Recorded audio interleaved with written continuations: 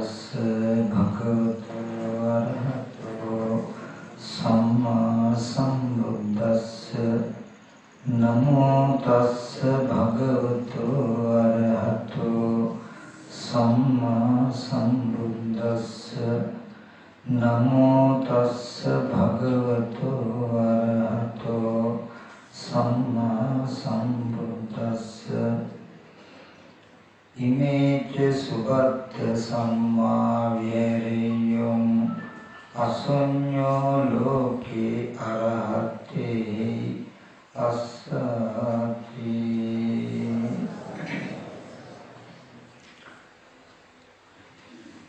සදා පූජනීය වන්දනීය මහසංඝරත්නයන් අවසරයි පින්වත් සිල්මෑණිවරු වරප්‍රමුඛ සදා බුද්ධ සම්පන්න කාරුණික පින්වත්නි, මේ පින්වත් සියලු දෙනාම ගෙවල් දොරවල් වල කටයුතු කාරණා තිබුණත් ඒ හැම දෙයක්ම පැත්තකින් තබලා මේ ප්‍රාන්ත සේනාසනයට පැමිණුනේ ඉමක් කොනක් පරක් තෙරක් නැති අනුරාග වූ මේ සංසාර දුකෙන් අත මිදීමට අවශ්‍ය ධර්මය දැනුමක් ලබා ගන්නට ප්‍රතිපත්ති වශයෙන් ධර්මයේ හැසිරෙන්න. ඉතින් ඒකටත් වටිනා දවසක් අද ඇසළ පුරපසළොස්වක පොහොය දවස. විශේෂයෙන්ම අද දවස සිහි කරනකොට අපිට මතක් වෙන්නේ මේක අවුරුදු 2000 ගණනකට පෙර ලෝතර බුදුරජාණන් වහන්සේ පහළ වෙලා අද වගේ දවසක තමයි ලෝකයට ධර්මය දේශනා කිරීම ආරම්භ කළේ. ඉතින් ප්‍රථම ධම්මචක්කපවත්තන සූත්‍රය වගේ ශාසන වැඩ පිළිවෙල තථාගතයන් වහන්සේ පටන් ගත්තේ අද වගේ දවසක.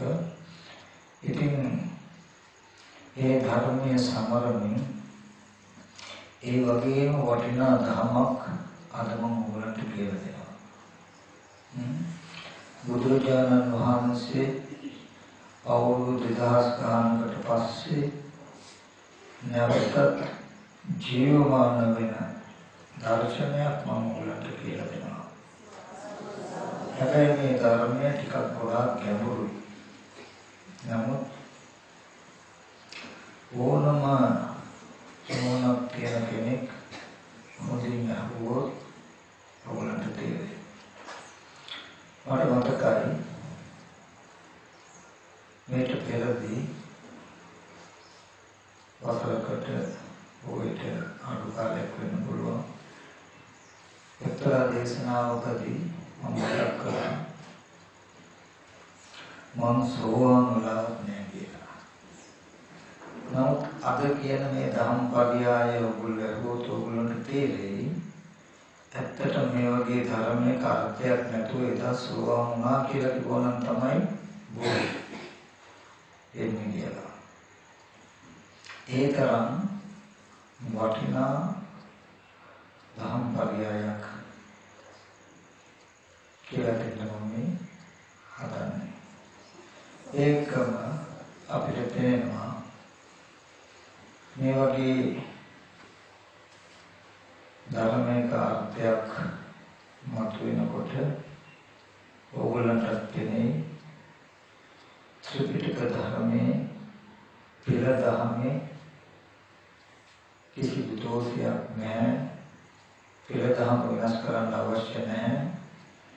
ඒකේ අර්ථය වරද්දවා ගත්ත දේ විතරයි වැරද්ද විතරයි තිබිලා තියෙන්නේ.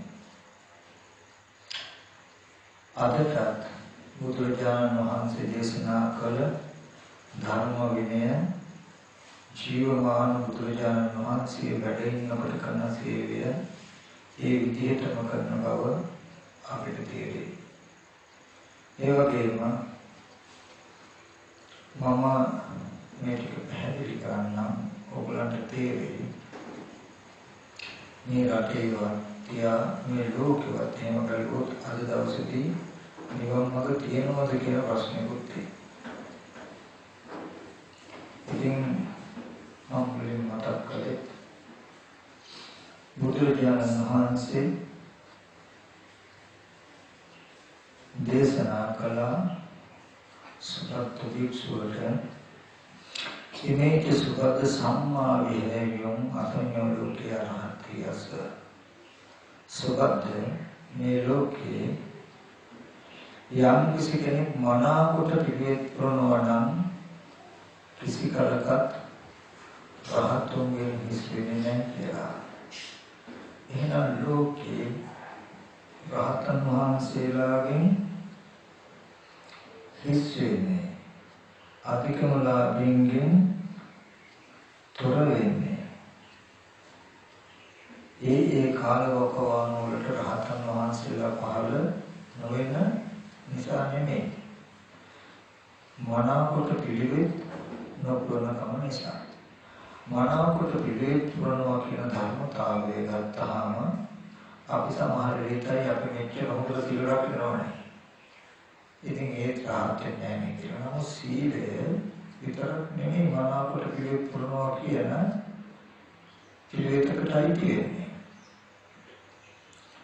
අපි මෙච්චර හිත වඩනවා, මෙච්චර සමාධි වඩනවා, ඒ තාත්තේ නැහැ කියයි. අපිට හිතේ.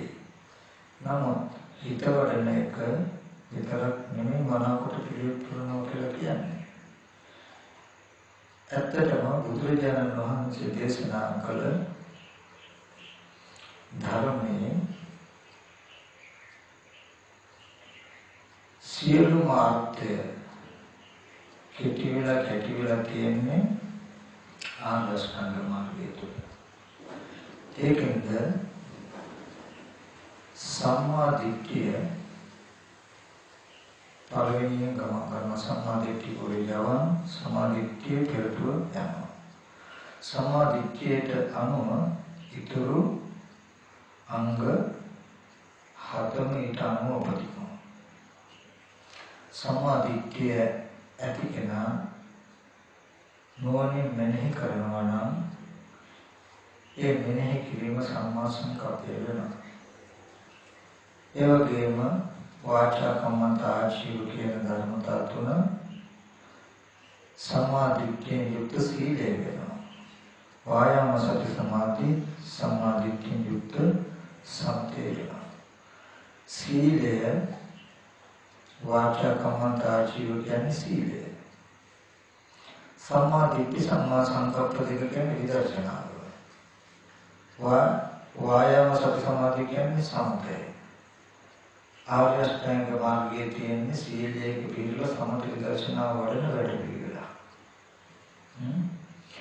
ඉතින්දී මම ඔයගොල්ලන්ට මොනවද මතක් කරන්නම් සම්මා දිට්ඨිය කියන්නේ ඒ සම්මා දිට්ඨිය අපි හැම කෙනෙක්ම වචන ටික දන්නවා, ඉලදහම දන්නවා, කතා කරලා. නමුත් අපි ජීවිතයෙන් එක හඳුනන්නේ. ජීවිතයෙන් හඳුනනවා නම් බොහෝ සෙයින් නොබෝ කල වැඩි කල නොගොස් විරාග මනසක් හැදෙනවා. අපි කරන භාවනාවල අපි හැසිරෙන ප්‍රතිපදාවේ කොතනක අඩුවක් තියෙන්නට ඕනෙමයි. අපි තීරිය කරනවා නම් අපි හැකි පමණකින් උත්සාහවත් වෙනවා නම් අපේ කෙලෙස් ගෙවෙන්නේ නැතුව තාමත් හිතෝ මට්ටම් වලම අපේ මනස පවතිනවා නම් කොතනක අඩුවක් ඇති. ඉතින් මම හිතන්නේ මේ දහම් කරුණු ටික කතා කළාම අඩුපාඩු පැත්ත සියල්ල මට හදා ගන්න පුළුවන් වෙයි. මේ කාරණාව තේරුම් කරගන්න, තේරුම් කරගෙන ධර්මයේ හැසිරුණොත්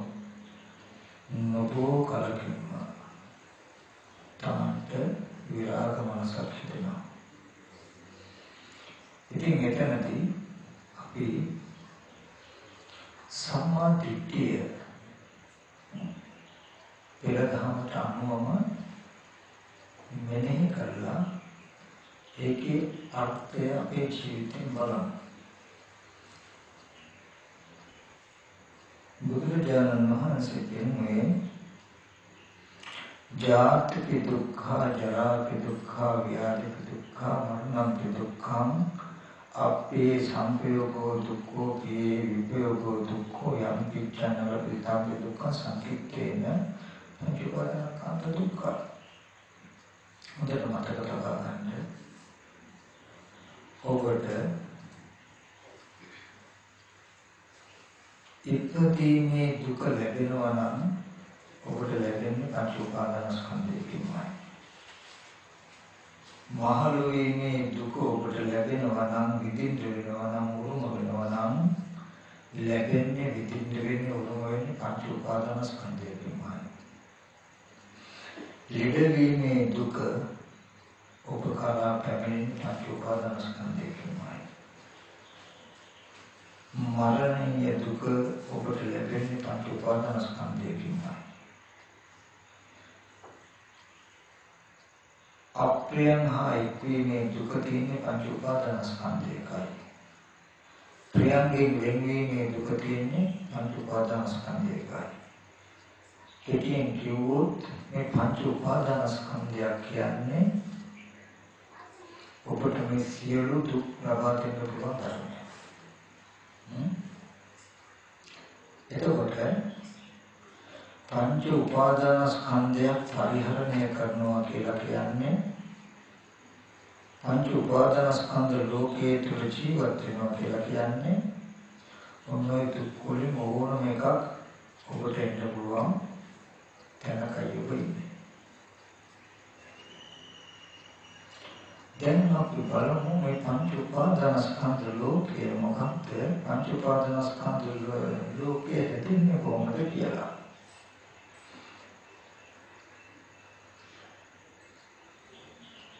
පංච උපාදානස්කන්ධය නැත්නම් මේ දුකට හේතුව පංච උපාදානස්කන්ධ දුක හැදෙන්නේ තණ්හාව නිසා. තණ්හාව නැති වුණොත් පංච උපාදානස්කන්ධය නැති වෙනවා.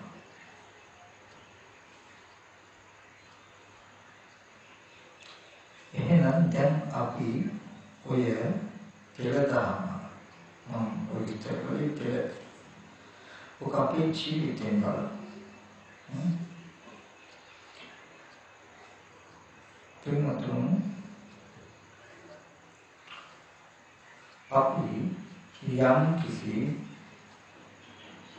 අරමුණක් දකින්නකොට එහෙන් රූපයක් දකින්නවා කියලා කියනවා.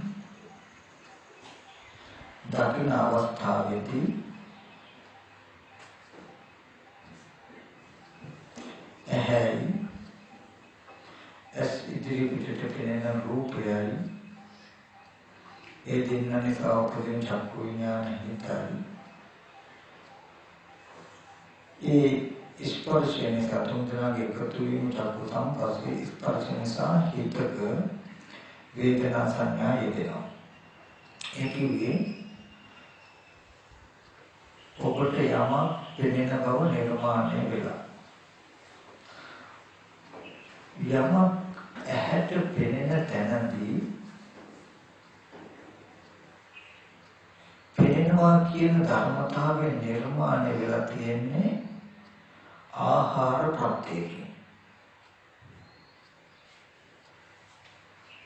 ආහාර නැත්නම් හේතු ප්‍රත්‍යයෙන්. එතන ඇහැට රූපයක් තියෙනවා නම් සතර මහා ධාතු නැත්නම් කබලින්ක ආහාර ප්‍රත්‍යයෙන්. වේදනා සංඥා චේතනාවක් තියෙනවා නම් ස්පර්ශ ආහාරය නිසා. යම් විඥානයක් සිතක් තියෙනවා නම් නාම රූප ප්‍රත්‍ය. මේක එකින් එක තේරුමට කමන්නේ. ඕගොල්ලෝ මේක තේරුම් එකක් දැනගන්න. මේ ආහාර ප්‍රත්‍යයෙන් හටගත්ත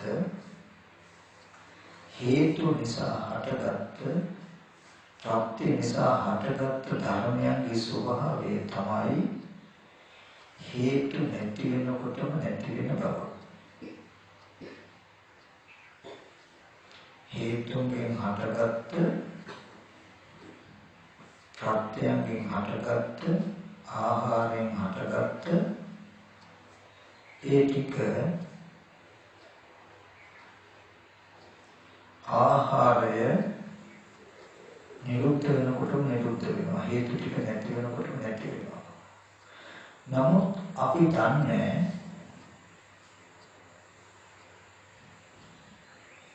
මේ ආහාර ප්‍රත්‍යයෙන් හටගත්ත ස්කන්ධ ටිකේ ආහාරය නැති වෙනකොටම නැති වෙන ධර්මතාවයක් තියෙන කියලා.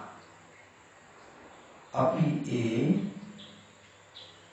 ඇහැට පෙනෙන රූපේ රස විඳ ගැනීම අනුව බලනවා. ආසාවෙන් තණ්හාවෙන් ඇසුරු කරනවා. එහෙම තණ්හාවෙන් ඇසුරු කළාම තියෙන දෝෂය මොකක්ද කියලා දන්නවද? ඒ රූපයේ පෙනුම ඇහැ පිටිලා යනවා. ඒ රූපය නිරුද්ධ වෙනවා. ඒ චක්කු විඥානය එකට නැති වෙනවා. ඒ ස්පර්ශයෙන් හටගත්ත වේදනා සංඥා ඒක නැතුව නිරුද්ධ වෙනවා. නිරුද්ධ වුණාට ඒව නිරුද්ධ වෙන බව අපිට පේන්නේ නැතුව අර තණ්හාවෙන් ඇසුරු කළ දෝෂය දැකපු ඒ ස්කන්ධ ටික ඔක්කොම ඇති බවට අපේ මනස තුල එහෙමම රැස් වෙනවා. එහෙමම රැස් වෙනවා. අන්න ඒ ඇහැට පෙනුණු වෙලාවේදී හටගත් ස්කන්ධ ටිකට කියන්නේ පංච උපාදානස්කන්ධය කියලා. ඒ ටික ස්කන්ධ ටික ආහාර ප්‍රත්‍යයෙන් හටගෙන ආහාර නිරුද්ධ වෙනවාමයි. ඒ ටිකේ ඇත්ත නොදැන තණ්හාවෙන් ඇසුරු කළාම තියෙන දෝෂය මොකක්ද? ඒ ටික හටගෙන නැති වුණාට ඒ ටික ඒ දැකපු රූපේ දැකපු ඇහැ ඒ අරමුණ දැනගත්ත හිත ඒ ඔක්කොම ඇති බවට මනෝමයෙන් එල්බ ගන්නවා. ඇති බවට අපිට දැනෙනවා. හටගන්න නිරුද්ධ වෙච්ච දේ අවිද්‍යාවෙන් ආපහු ඔසවල පරිහරණය කරන වෙන මේ ලෝකෙටයි පංච උපාදානස්කන්ධය කියන්නේ. එතකොට මේ පංච උපාදානස්කන්ධය දැන් අපි කියමු හිමත් ඔබට දරුවෙක් හරි අම්මා හරි සිහිපත් කරන්න පුළුවන් නා කියන්නේ. මොනදෙන් පංච උපාදානස්කන්ධය. ওই ටික ඔක්කොම මනෝමය පරිහරණය කරන්නේ. ওই පංච උපාදානස්කන්ධය හැදුනේ කොහොමද කියලා දන්නවද? ඒ හැදුන හැටි තමයි ඔබේ ඇස් ඉදිරියට රූපයක් හම්බ වෙච්ච වෙලාවේ ඒ රූපේ රස විඳ ගැනීම අනුව බලපු දෝෂය නිසා තණ්හාවෙන් ඇසුරු කළ දෝෂය නිසා ඒ ධර්මය හටගෙන නිරුද්ධ වුණා. ඔබට ඒ නිරෝධය තේන්නේ අර තණ්හාවෙන් කරන්නේ ශ්‍රේණිකව ඒ දැකපු සිද්ධාන්තයේ ඇති බවට මනෝමය මොසොල ගන්නවා. දැන් දරුවා කියලා ඔබ සිහි කරගන්න තැන තියෙන්නේ පංච උපාදානස්කන්ධය. කොහොම සිහි කරගන්න පුළුවන් ඔය නිමිත්ත හැදුනේ ඇහැට පෙනුණු වෙලාවේදී ආහාර ප්‍රත්‍යයෙන් හටගත්ත ස්කන්ධ ටිකේ තණ්හාවෙන් ඇසුරු කළ දෝෂය නිසා. දැන් ඔබට දරුවා කෑවද බිව්වද ලෙඩ වෙලාද මොනවද කියලා ඔබට ඕන තරම් හිත දුක් වෙන්න පුළුවන්. නමුත් ඔබ පංච උපාදානස්කන්ධය හදාගෙන ඒ තුල සැප දුක් විඳින මනෝමය හැසිරෙද්දී ඔබට මේ වගේ නිමිත්තක් ගෙනත් දුන්න ඇහැ නිරුද්ධ වෙලා රූපේ නිරුද්ධ වෙලා චක්කු විඥානය නිරුද්ධ වෙලා රූපා ලෝකයට නිවන පේන්නේ.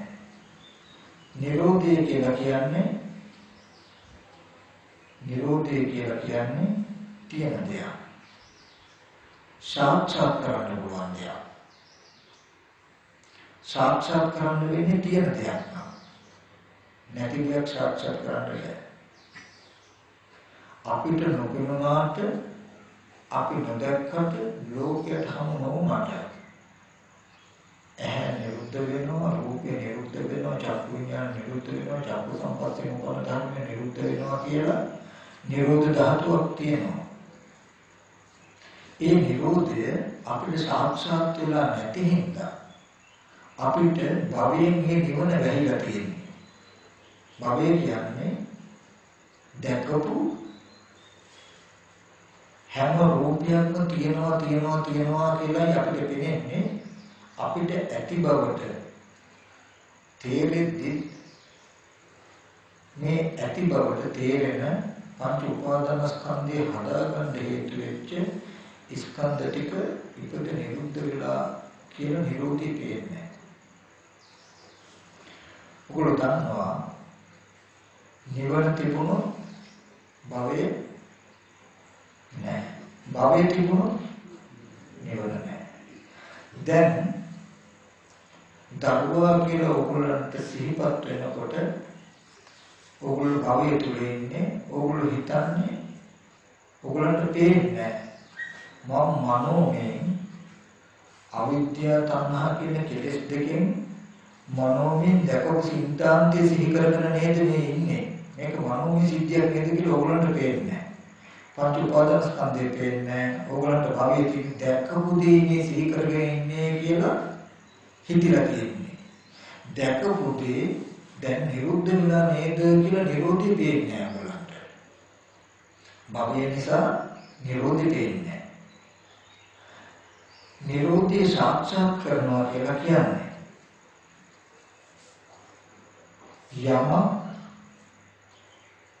යම් අරමුණ අපි දැක්කොත් ඒ දකින්න දේ නිර්මාණය වෙන්නේ හේතු ප්‍රත්‍යයෙන්, ආහාර ප්‍රත්‍යයෙන්. හේතු නිරුද්ධ වෙනකොටම ආහාර නිරුද්ධ වෙනකොටම නිරුද්ධ වෙනවා කියන ටික ඉදීම පෙනෙනවා. හටගත් දේ නිරුද්ධ වෙනවා කියන ධර්මතාවයක් තියෙනවා. ඒක අපිට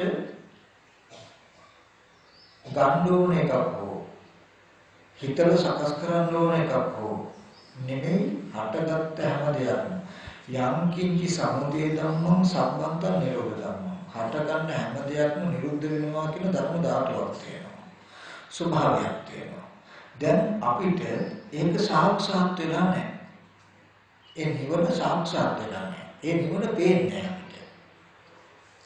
එහෙම නොපෙනෙන්නේ මොකක් නිසාද? හටගත් දේ නිරුද්ධ වෙනවා කියන නුවණ අපි තියෙන තැනට මනස ගෙනිහිල්ලා නැහැ. අවිද්‍යාව දුර වෙන තැනට අරගෙන ගිහිල්ලා නැහැ.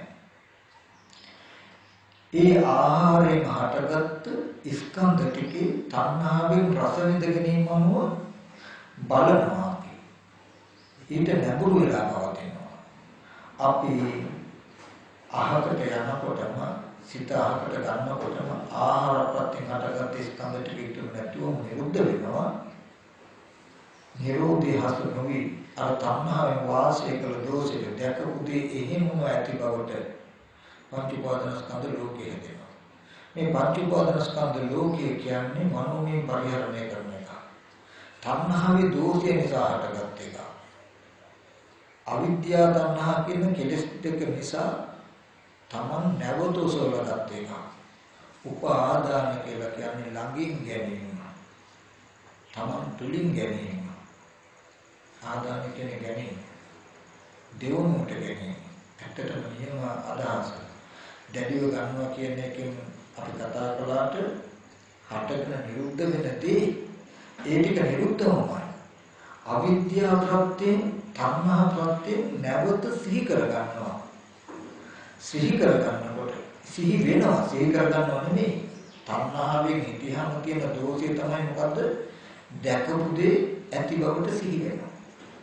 දැන් ඕගොල්ලෝ දන්නේ ඇහැට පෙනුණු වෙලාවේදී පෙනුණු රූපේට තණ්හාවෙන් වාසය කළ නිසා අසුරු කරන නිසා තමන්ගේ මනස තුල පිහිටි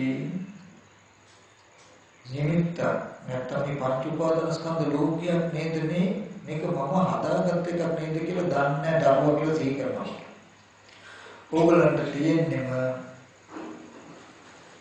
පිනෙන්නේම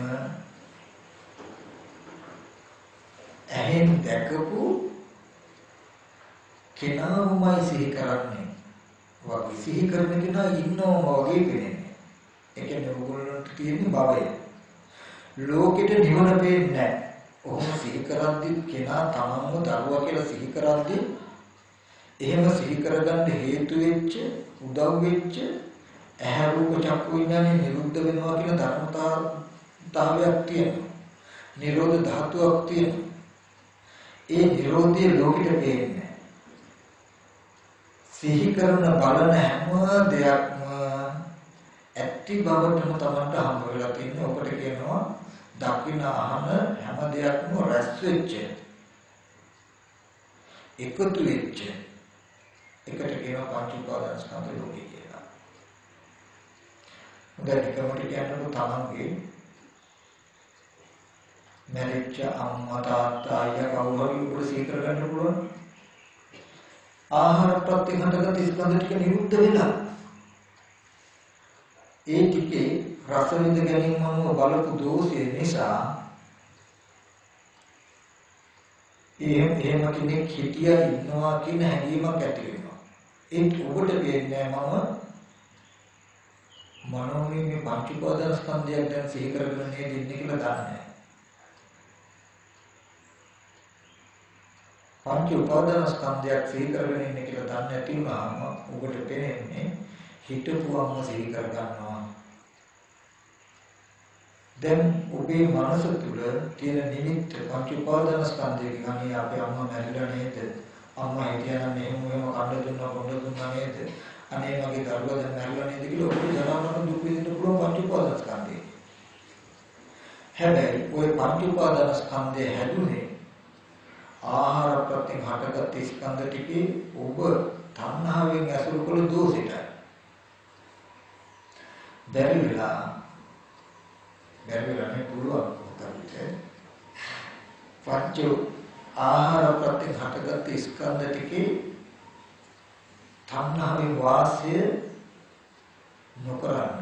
ඔබ දන්නවා මේ පංච උපාදාන ස්කන්ධය හැදෙන්නේ දැකපු දේ ඇති බවට මනස තුල එල්ලිලා හිටින්නේ.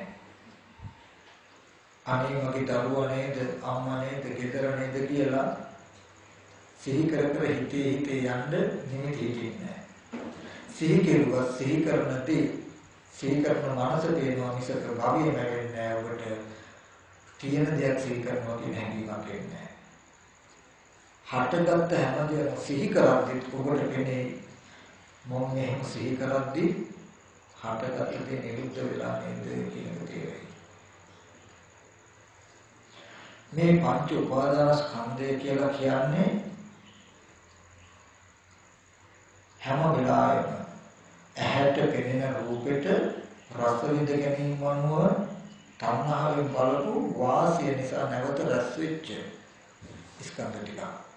හිතෙන් මනෝමයෙන් නැවත උපද්දවා ගන්න ටික පංච උපාදාන ස්කන්ධ ලෝකේ. ඒ ටික උපද්දවන හේතු වෙච්ච ඇහැ රූප නිරුද්ධ වෙලා. ඔබට ඒක කියන්නේ.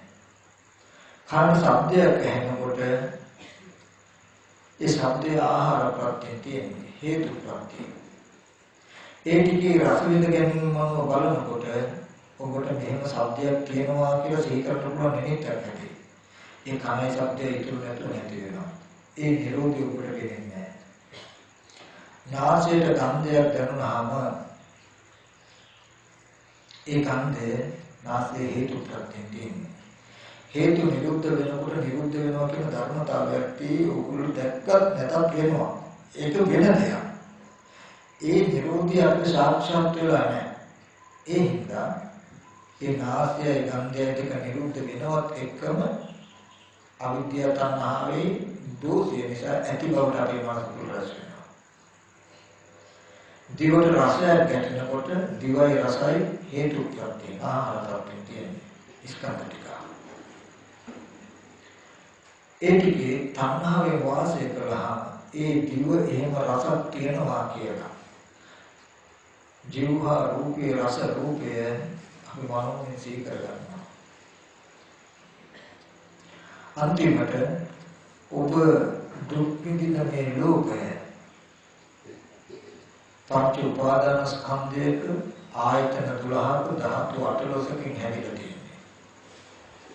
ඇහැ රූපය දෙක ඔබට එකතු වෙනවා. කනයි ශබ්දය දෙක නිරෝධය වෙනුවට අවිද්‍යාවෙන් ඒක ඇති බවට ඔබට හමු වෙනවා. නාසය ගන්ධය දෙක නිරුද්ධ වෙනවා වෙනුවට අවිද්‍යාව තණ්හාවේ උපකාරයෙන් ඔබට ඇති බවට හම්බ වෙනවා. දිවයි රසයි හටගෙන නිරුද්ධ වෙනවා වෙනුවට ඔබේ තණ්හාවේ දෝෂෙට ඒක ඇති බවට ඔබට හමු වෙනවා. කාය පොට්ටබ්බය දෙක නිරුද්ධ වෙනවා වෙනුවට තණ්හාවෙන් අසුරු කරන ඔබට කාය පොට්ටබ්බය දෙක තියෙන්නේ වෙනවා.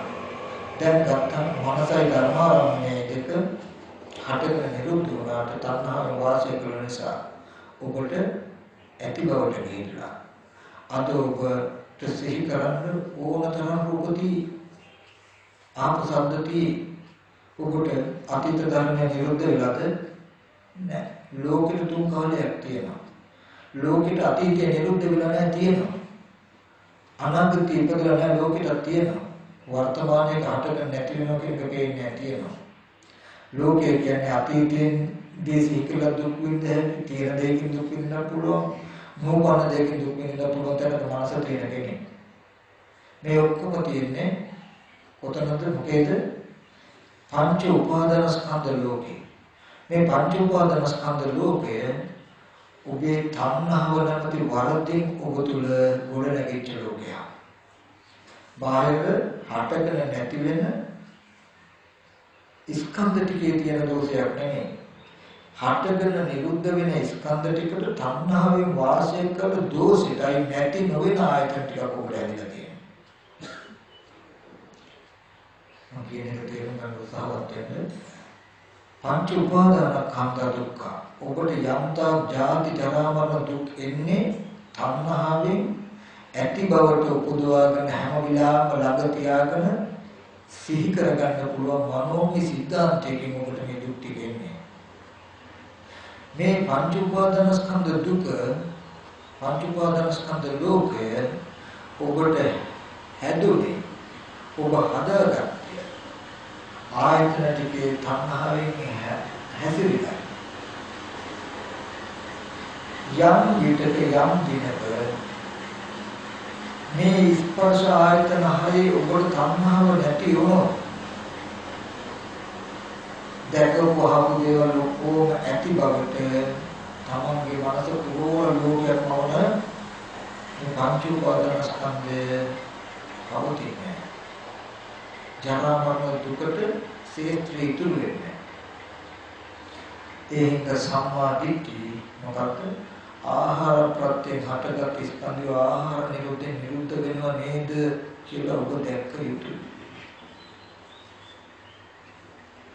පංච උපාදාන කන්ද දුක්ඛ කියනකොට ක්ෂණිකවම ගන්න හටගෙන නිරුද්ධ වෙච්ච දේවල් මනෝමය සිහි කරලා නැවත තලු මරණ තැනයි මේ පෙන්වන්නේ. සිහි කරලා ගන්නවා නෙමෙයි. ඉබේම සිහි වෙන මට්ටමට සිහි කළත් නොකළත් ඇති බවට භවයේ හැදෙන ටිකට.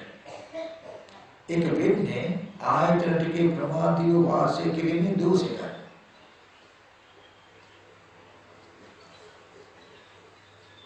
අපි උපමාවක් කළොත්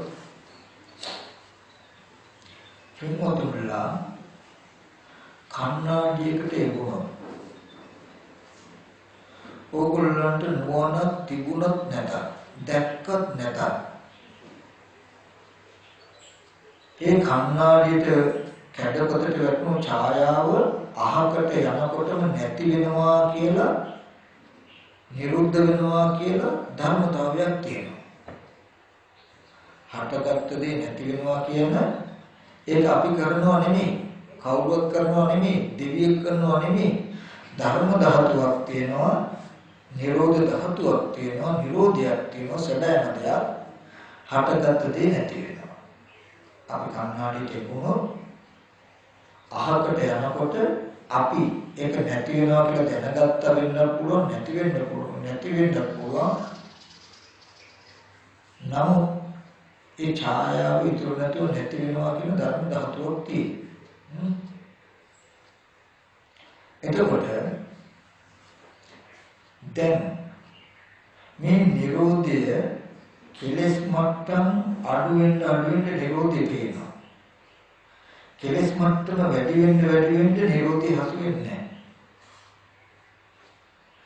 තිරිසංගත සත්තු සතර පායේ ඉන්න සත්වයන්ගේ කෙලෙස් ගතිය වැඩි මනුෂ්‍යයන්ට වඩා. මනුෂ්‍යයන්ට පෙනෙන මට්ටමේ අරමුණු වල නිරෝධය තිරිසංගත සත්තුන්ට පේන්නේ. මනුෂ්‍යයන්ට දෙවියන්ගේ මට්ටමේ නිරෝධය මනුෂ්‍යයන්ට පේන්නේ. මනුෂ්‍යයන්ගේ මට්ටමේ නිරෝධය දෙවියන්ට පේනවා.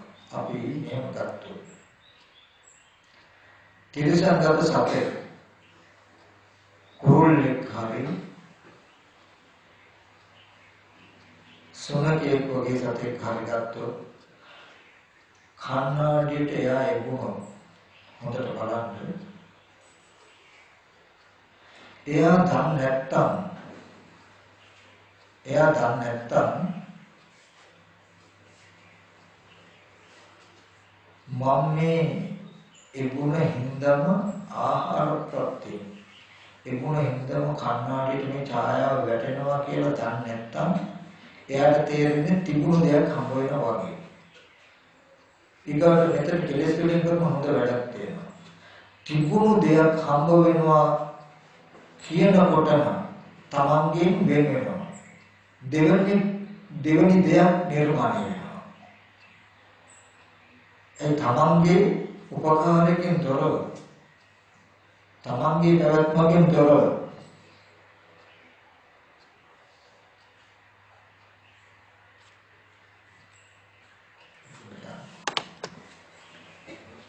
තමන්ගේ උපකාරයෙන් තොරව තමන්ගේ පැවැත්මකින් තොරව තිබුණු දෙයක් හම්බ වෙනවා කියන තැනකට එනකොට තමන්ට ඉස්සෙල්ලා තිබුණනේ. එතකොට තමන්ට ඇසුරු කරන්න තිබුණු දෙයක් හම්බ වුණා ඉන්න කෙනෙක් හම්බ වුණා වෙනකොට දෙවන්නේක් නිර්මාණය වෙනවා. ඊට පස්සේ අහකට යනකොටම අර ඡායාව නැති වුණාට නැති වෙන නිරෝධ ධාතුව එයාට පේන්නේ නැත්තම් නිරෝධය වෙනකොට භවය හැදෙනවට අදාළ දැකපු දේ ඇති බවට එයාට තේරෙන්නේ.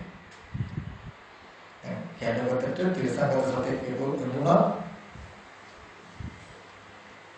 එබැවින් ඉතල කන්නාඩිය තිබුණේ අහකට යනකොට නැති වෙනවා. අපි ඒ වුණා එබැවින් ඉතල තිබුණේ අහකට යනකොටම නැති වෙනවා. හටගෙන නැති වෙනවා කියන ධාතුවක් තියෙනවා. නිරෝධ ධාතුවක් තියෙනවා. දැන් තිරසංගත සතාට නිරෝධී සාක්ෂාත් වෙලා නැහැ ඒ ආරම්භය. හටගෙන නැති වෙනවා කියන නුවණ නැහැ. පැත්තකට යනකොටම හටගත් දේ නැති වෙනවා කියන ධර්මතාවය සිද්ධ වුණා. එයාට ඒක පේන්නේ කෙලෙස් ටික නිසා දැකපු දේ ඇති බවට මනස තුල රැඳිලා තියෙනවා. එයාට දැන් සිහි කරනකොට දැකපු කෙනා දැකපු දේ තියනවා වගේ තේරෙනවා. ඔය වගේ වටේට කණ්ණාඩි 10ක් විතර තිබුණා. ඔන්න එක කණ්ණාඩියකට තිබුණාම ඔන්න තව සතෙක් වෙනවා. අහකට යනකොට නැති වුණාට එයාට නිරෝධය හසු නොවි භවයම හැදෙනවා. නුවණ කෙලස් වැඩි නිසා ඔන්න දැකපු සතා ඉන්නවා වගේ. අනිත් කණ්ණාඩියට එනකොට ඔන්න ඒකෙත් කෙනෙක් පේනවා. අහකට යනකොටම ඒකෙත් නිරෝධය සාක්ෂාත් වෙන්නේ. එතකොට මොකද වෙන්නේ? භවය හැදෙනවා. කණ්ණාඩි 10කට එවුනොත් පැත්තකට ගියොත් දැකපු 10 දෙනාම ඉන්නවා වගේ යාට තේරෙනවා. දැන් හිතින් සිහි කරලා 10 දෙනෙක් ඉන්නවා. බැරි වෙලා හරි කොමන හෝ කන්නාඩියක් සිහි කරලා ඒකට තිබුණොත් මොකද වෙන්නේ? ආයෙත් යට වෙනවා. ඇහෙන් බැලුවා 10 දෙනාම ඉන්නවා, හිතෙන් හිතුවා 10 දෙනාම ඉන්නවා. දැන් මනෝමෙන් අතන එකාට වඩා අනික හොඳයි. අනිකට වඩා අනික නරකයි. අනික ලස්සනයි. අනිකගේ හොම්බදිකයි. කියද අරමුණු 10ක් එක්ක මෙයාට හොඳට ජීවත් වෙන්න පුළුවන්. මනෝමය ජීවත් වෙනවා. එහෙම වෙද්දි එයා භවය තුල හදාගෙන පංච දැන් හටගෙන නිරුද්ධ වෙච්චදී නිරෝධී සාක්ෂාත් නොවි ඇති බවට මනස තුල ඒ දැකපු ඇහැ රූපය රැස් වෙලා පංච උපාදාන ස්කන්ධ ලෝකයක් හදාගත්ත එකට කිව්වා ඒ 10 දිනක්ව මනෝමය නැසුරු කර ඉන්න මානසික මට්ටමට කිව්වා පංච උපාදාන ස්කන්ධ ලෝකය. දැන් ඒක තමයි මෙයාට දුක් ටික තියෙන්නේ. ඒ දුකට හේතුව මොකද්ද? කන්නාඩියට වැටුණු වෙලාවේ එතන රූපය ඇත්ත කරගෙන ඇත්තටම කෙනෙක් ඉන්නවා කියලා තණ්හාවෙන් ඒ ආරම්භ වාසය කළ කීතුසි තමයි අහකට යනකොට ඇති බවට රැස්වෙච්ච ගතිය. නමුත් සැබෑවටම හටගත්ත ඇහැ රූපය නිරුද්ධ වෙලා දැන් මේ ඇහැ රූපය ඇති බවට කන්නාඩි කෙනෙක් ඇති බවට එයාට තේරෙන්නේ තමන්ගේ අවිද්‍යාව තණ්හා දෝෂය නිසා නිර්මාණය වෙච්ච එක. කන්නාඩියට වැටුණු ඡායා 10ම ඇති බවට හම්බ වෙනවා කියන තැන භවය පංච උපාදාන ස්කන්ධ ලෝකේ. එතකොට නිරෝධි වෙන්නේ නිවන වෙන්නේ. භවයේ තියෙනකොට ලෝකේ තියෙන තැනට නිරෝධි වෙනවද? නිවන වෙනවද? නිවන වෙන්නේ. බැරි වෙලා හරි හටගත්ත දේ නිරුද්ධයි කියලා නිරෝධිත නොවන තිබුණොත් ඇති බවට නිමිති 10ක් පරිහරණය කරන්න හම්බ වෙනවද? නෑ. නිරෝධය තිබුණොත් ලෝකේ හම්බ වෙන්නේ. ඒ වගේ කිමුතුන් දන්නවද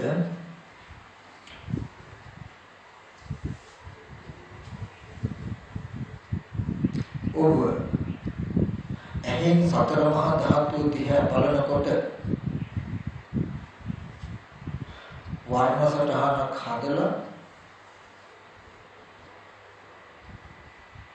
ඊට අනුව චක්කු විඥානයේ ඉපදෙලා ස්පර්ශ ප්‍රත්‍යයෙන් ස්කන්ධ ටිකක් උපදිනවා. ඔබ මේ සතර මහා ධාතු කණ්ණාඩියට ඉබුණා වගේ සතර මහා ධාතුවට ඉබීම නිසාම මෙහෙම නිමිත්තක් පහළ වුණා කියලා ඔගොල්ලෝ අපි දන්නේ නැහැ.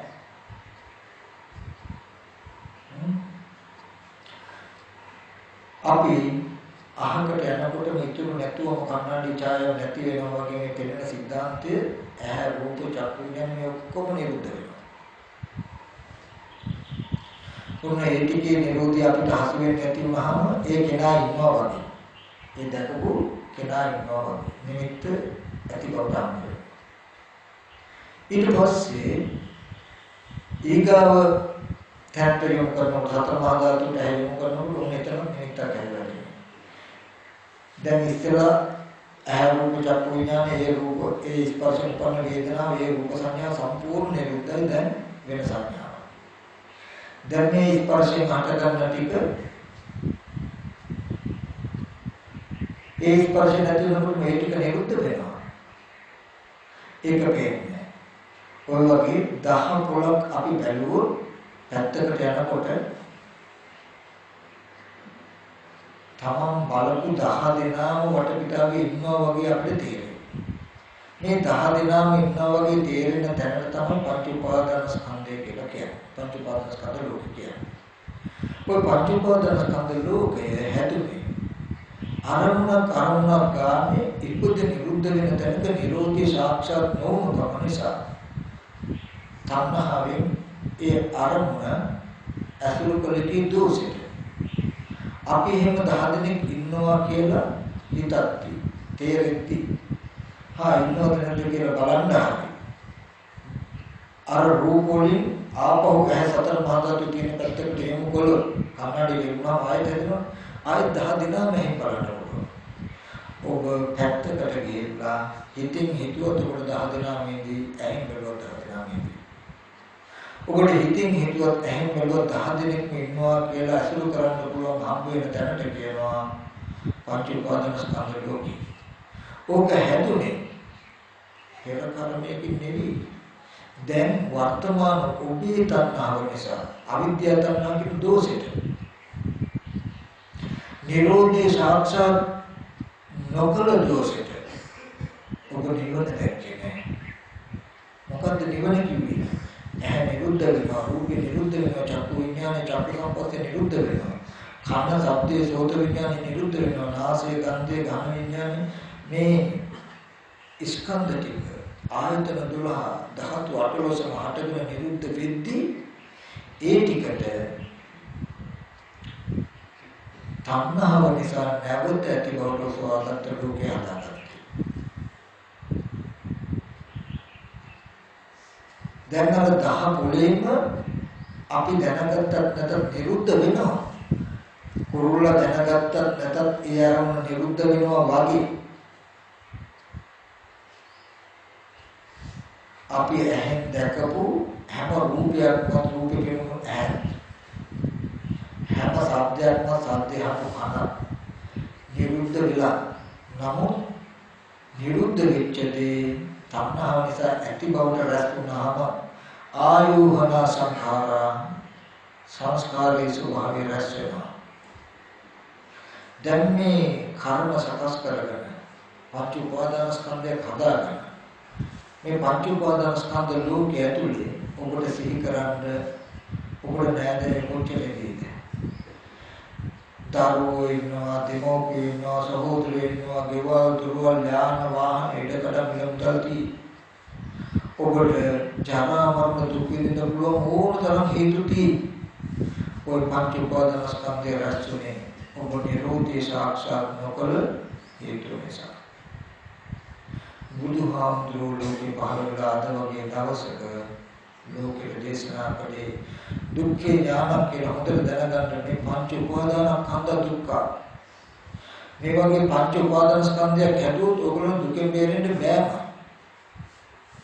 දුකට හේතුව තණ්හාව. මොකද්ද? ආයතන ටික ඇහැට රූප පෙනෙනකොට, කනට ශබ්ද ඇහෙනකොට ඕකේ රස විඳ ගැනීමම බලන්න එපා කියලා කියන්නේ. වෙන දෝෂයක් මේ පංච උපාදාන ස්කන්ධයක් හැදෙනවා. හටගෙන නිරුද්ධ වෙනවා කියන එක පේන්නේ නැතුව ඒක ඇති බවට තමන් තුළ රැඳෙනවා.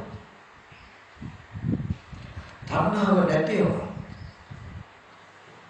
ඇහැ රූප චක්කු විඥානේ රස විඳ ගැනීමම ඔබ නොබලන තැනට මනස ගත්තොත් දැකපු දේ අහපු දේ දැනෙන දේ ඇති බවට තමන් තුළ රැස් වෙන්නේ. ආයතන ටික රැස් වෙන්නේ.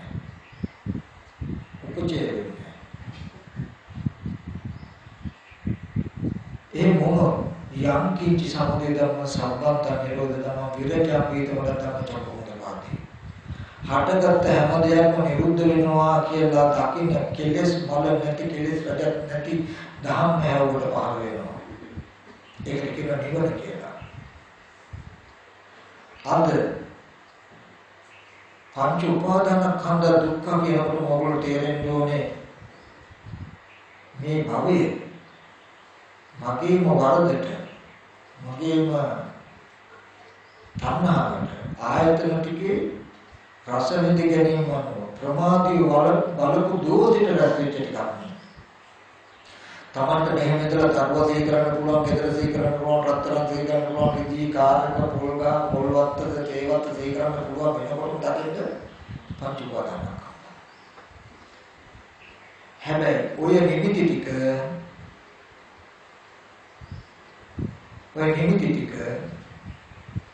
ගෙනත් දෙන්න හේතු වෙච්ච ස්කන්ධය නිරුද්ධ වෙලා බොහෝ කල. ඒ නිරෝධේ පේන්නේ භවයේ ඉන්න කෙනාට නිවන පේන්නේ මේ ලෝකයට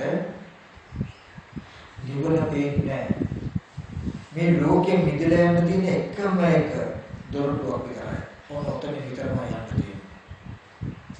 මේ පංච උපාදාන ස්කන්ධ ලෝකෙ මිදෙන්න පංච උපාදානස්කන්ධ දුකෙන් මිදෙන්න එකම එක තොරතුරුයි තියෙන්නේ.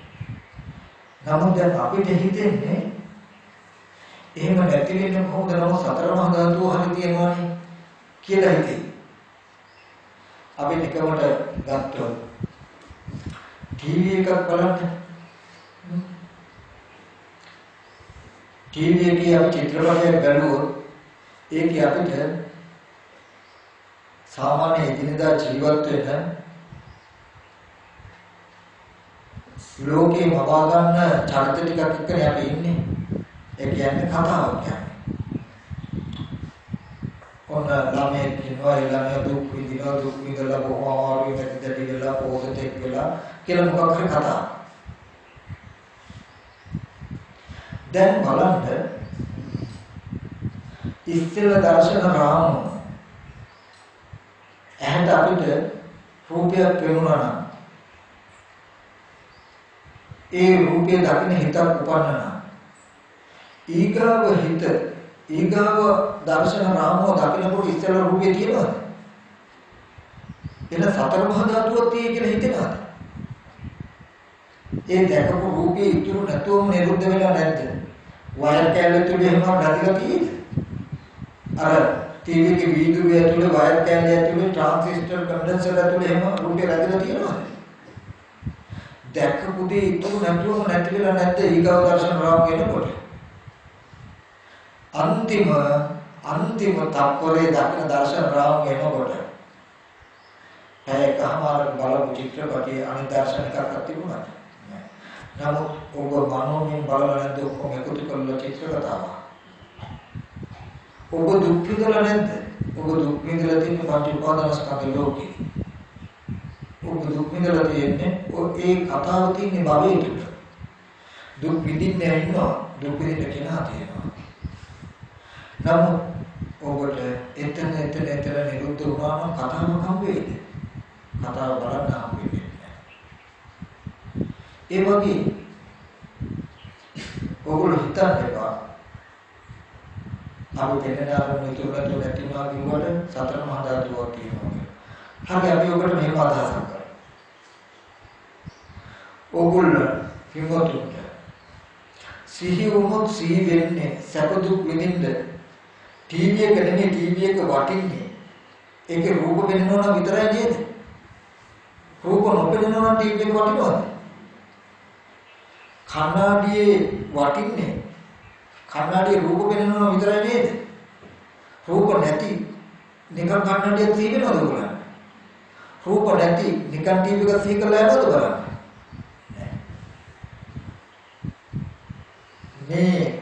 මේ දැන් මේ අරමුණ පෙළෙන පටිවි ධාතුව හිතන්න ටීවී එකේ ස්ක්‍රීන් එක වගේ කියලා. සතර මහා ධාතුව. මේ කණ්ණාඩිය වගේ කියන්නේ. ඔබ සතර මහා ධාතුව දිහාටයි ඇස් යොමු කරන්නේ. යොමු කරන කණ්ණාඩියට ඔබ ඇස් යොමු කරන්නේ. එතකොට රූපයක් පෙනේ. ඔබට පෙනෙන රූපේ ඉතුරු නැති වෙනවා. රූපයක් මතු කරන්න පුළුවන් කණ්ණාඩියේ තිබුණා කියලා ඒකේ අපේ චන්ද්‍රාගයක් ඉතුරු වෙනවා. ඒක ගැන නිමිතිවත් අපිට හිතෙන්නේ නැහැ. සතර මහා ධාතුව තියෙන තැනට ඔබ මෙහෙම හැදෙමු කරා. එතකොට ඔබට රූපයක් කියන්නේ කණ්ණාඩි ලැබුණා වගේ දැන් මේ ඔබට පෙනෙන මේ රූපය එහෙම නිරුද්ධ වෙයි. ආපහු රූපය පිළිම කරන්න පුළුවන් සතර මහා ධාතුව තියෙනවා නම් ඒක අපිට නිමිති නැහැ. රූප පෙනෙන්නේ නැති ටීවී එක වැඩක් තියෙද? ඔබට රූප නැති සතර මහා ධාතුව බලක් නැහැ. ඒකට තණ්හා දැස ගන්නෑ. ඒ මට්ටමේ සතර මහා ධාතුව පරිහරණය කරනවා තණ්හාව ඇති වෙන රූප ටික නිරුද්ධ කරලා ඒකට කියන ස්වરૂප විශේෂ නිබ්බාන කියලා. ස්කන්ධ පරිහරණය කරනවා. නමුත් එතන තණ්හාව ඇති වෙන්න තියෙන අපිට තණ්හාව ඇති උනේ ටීවී එකට හැම තණ්හාව කළේ ඒකේ රූප ලැබෙන නිසා මිසක රූපේ නිලක් වෙනවා මිසක ඒ තණ්හාවට ඒ රූපේ බලන්න පුළුවන්කම තියෙන හින්දා රූපේ ලැබෙන නිසා අපිට ටීවී එක වටනවා මිසක වටිනවා වුණා මිසක කැමති වුණා මිසක ඒ වස්තුවට කැමති වෙන්න අපිට ඉලක්ක උනේ මොකද්ද? ඒ ස්ක්‍රීන් එක මත පතිත වෙන රූප වල තියෙන බැඳීම නේද? ඒ රූප ටිකේ තණ්හාව නැති වුණොත් යකඩ කැලේ වයර් කැලේ ටිකට අපි බොහෝ තණ්හා කරනවා. නෑ අපි ඒක නේ හිතන්නේ නැති. ඒ වගේ ඔබට තණ්හාවෙන් බැඳිලා තියෙන්නේ ආහාරපත්යෙන් හටගත් ස්කන්ධ ටිකේ නෙමෙයි. මේ පෙනෙන අරමුණයි ඔබට රැස් වෙන්නේ. පෙනෙන අරමුණ ඉතුරු නැතුව නිරුද්ධ වෙනවා. කන්නාඩියට වැටෙන හම්බ වෙච්ච ඉතුරු නැතුව නිරුද්ධ වුණොත් ඔබට ඇති බව හොයාගෙන ආපහු කන්නාඩිය ගාවට යන්න බෑ යන්නේ. අවශ්‍ය නැහැ. කන්නාඩිය ගාවට රූප වැටෙන්නේ නැත්නම් පළක් තියෙන ටීවී එක ගාවට ගියත් රූප වෙන්නේ නැත්නම් ටීවී එක දාන්න දෙන්න යනවා. නෑ. ඒ වගේ ඔබට පෙනුණු හැම රූපයක්ම නිරුද්ධ වෙලා නම් පුතා ඉන්නවා දුව ඉන්නවා ගෙදර යනවා පොළොවට යනවා කියලා ආපහු සතර මහා ධාතු තියෙන තැනට ඔබ ඇදගෙන යන්න තියෙන නිමිති ඔය. ඒ ටික නෑ. කියන එක තේරෙනවා. එතකොට පංච උපාදාන ස්කන්ධ ලෝකේ කියනකොට පංච උපාදාන ස්කන්ධ ලෝකේ කියනකොට අවිද්‍යාවෙන් වැහිලා තණ්හාවෙන් බැඳුණු දෝෂයට හැදුණු දෙයක්. අවිද්‍යා නීවරණං තණ්හා සංයෝජනං සද්ධාවිතං සංසරිතං මංචයතුනාං. අවිද්‍යාවෙන් වැහිලා තණ්හාවෙන් බැඳිලා අරමුණ ඇසුරු කළාම හටගෙන නිරුද්ධ වෙනවා. ආහාර ප්‍රතිනිස්කරණ ටික ඒ ටික එහෙම ඇති බවට ගත්තාම මොනවද කියන පංච උපාදාන ස්කන්ධ. ඔබ පංච උපාදාන ස්කන්ධයකට උපාදාන වෙන්නේ. ඒ හටගෙන නිරුද්ධ වෙච්ච දේ තණ්හා අවිද්‍යාව තණ්හාවේ හිතට අරගෙන ඒ තුල හිතේ තියෙන නිමිත්තට ඒ පංච උපාදාන ස්කන්ධයට උපාදාන වශයෙන් හැසිරෙනවා. මේක වටිනවා නේද රත්තරන් නේද රිදී නේද කියලා දැන් ඔබ ඔසවලා අරගෙන මනිස් කෑම තරගවලට ගිහිල්ලා තියෙනවා කවුරු ඉලා තියෙනනේ අත් දෙක බැදලා මනිස් ගෙඩිය දුන්නාම පහසුවෙන් කෑම හැකිද බෑ ගලවල අතට දුන්නොත් කෑම නැහැ ආහාර ප්‍රත්‍යයෙන් හටගත් ස්කන්ධ ටිකේ ඕනෑමට වඩා තණ්හාවෙන් හැසිරෙන්න බෑ තක්කල් ඒක උදුරලා තමන් ළඟට ගත්තාම උපාදාන වශයෙන් ගත්තාම දැන් ඕනතරම් හැසිරෙන්න පුළුවන්. මනෝමයෙන්ම දැකපු දේ හටගෙන නිරුද්ධ වෙනවා. නිරෝධ බව නොදැක ඔබ නැවත සිහි කරලා ගන්නවා. මොන පටිපාදස් කරනවා. අරගෙන උපාදාන වශයෙන් හැසිරෙනවා. අත්වාද උපාදාන පුද්ගලික සත්වයේ දරුවෙක් කියනවා. අනේ දරුවා සමීපෙන්ද ගන්න ලෙඩ වෙලාද ගන්න දැන් මාස තුල තියෙන නිමිත්තම උපාදාන වශයෙන් හැසිරෙනවා. හටගෙන නිරුද්ධ වෙච්චදී ආයක රත්තරන් දැකමුදී සීකලාර දැන් පෙනුණු ආයතන දෙක නිරුද්ධ වෙනවා. ආයක රත්තරන් රිටි මුතු මැනි මෙච්චර වටිනව නේද දැන් මනෝමයෙන් එක වටිනාකම තීරණය කරනවා. කාම උපාදාන. හටගෙන නිරුද්ධ වෙන ආයතන ටික අවිද්‍යාවෙන් මොසල අරගෙන අනේ මේ සත්‍යය සසල කොහෙන්ද කොහොමද දැන් දිට්ඨි වශයෙන් හැසිරෙනවා. පංච උපාදාන ස්කන්ධයකට උපාදාන පංච උපාදාන ස්කන්ධයකට උපාදාන වෙනකොට තියෙන දෝෂය තමයි භවය හැදෙනවා. ඒ කියන්නේ ඔබ පංච උපාදාන ස්කන්ධයක් මනෝමය සීකලන හැසිරෙනකොට ඒක උපාදාන වශයෙන් හැසිරෙනකොට ඔබට තේරෙන්නේ මේ මනෝමයෙන් කරන ගනුදෙනුවක් නේද කියලා ඇත්තටම දැකපු ඇහැ තියෙනවා වගේ සිහි කරන කෙනා බාහිර ඉන්නවා වගේ සිහි කරන වස්තුව බාහිර තියෙනවා වගේ ඔබට බාහිර ඇති දෙයක්මයි කියලා පෙන්වන ගතියක් නිර්මාණය වෙලා තියෙන එක තමයි භවය කියන්නේ. බහුපච්චය જાති වස්තු තියෙන හින්දා බලන්න යනවා.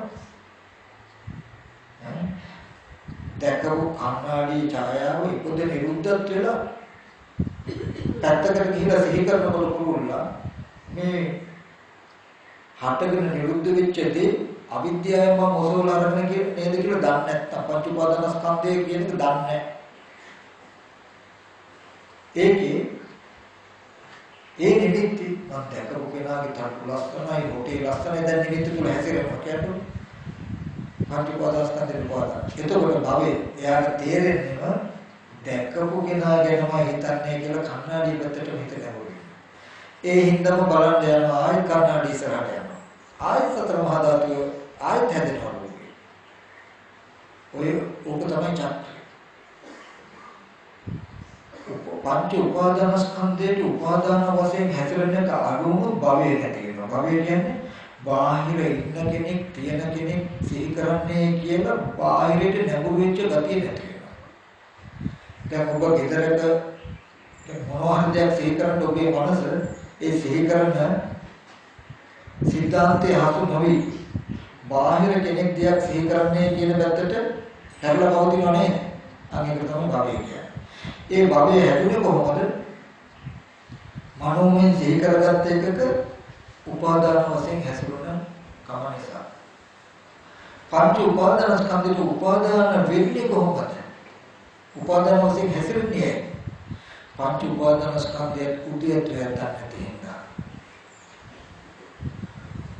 දරුවා කියලා සිහි වෙනකොටම මේ පංච උපාදානස්කන්ධයක් නේද? මේක ඇති උනේ ඇහැට පෙනෙන රූපේ තණ්හා වශයෙන් ඇසුරු කළ නිසා මන් තුල හදගත් එකක් නේද මේ? කියලා පංච උපාදානස්කන්ධයත් ඒකේ ඇතිවීම.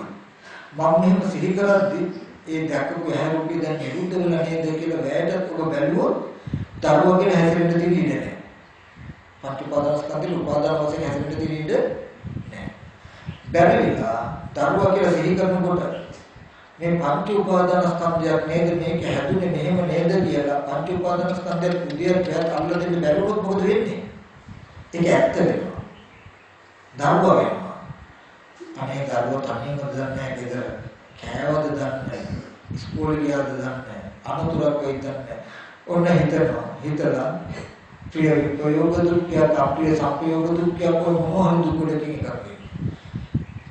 ජාති විදුක්ඛ ජරා විදුක්ඛ ව්‍යාධි විදුක්ඛ මරණ විදුක්ඛ කියලා කිව්වේ මේ දුක් එනවනම් එන්නේ පංච උපාදාන ස්කන්ධයකින්මයි කියලා කියන්නේ.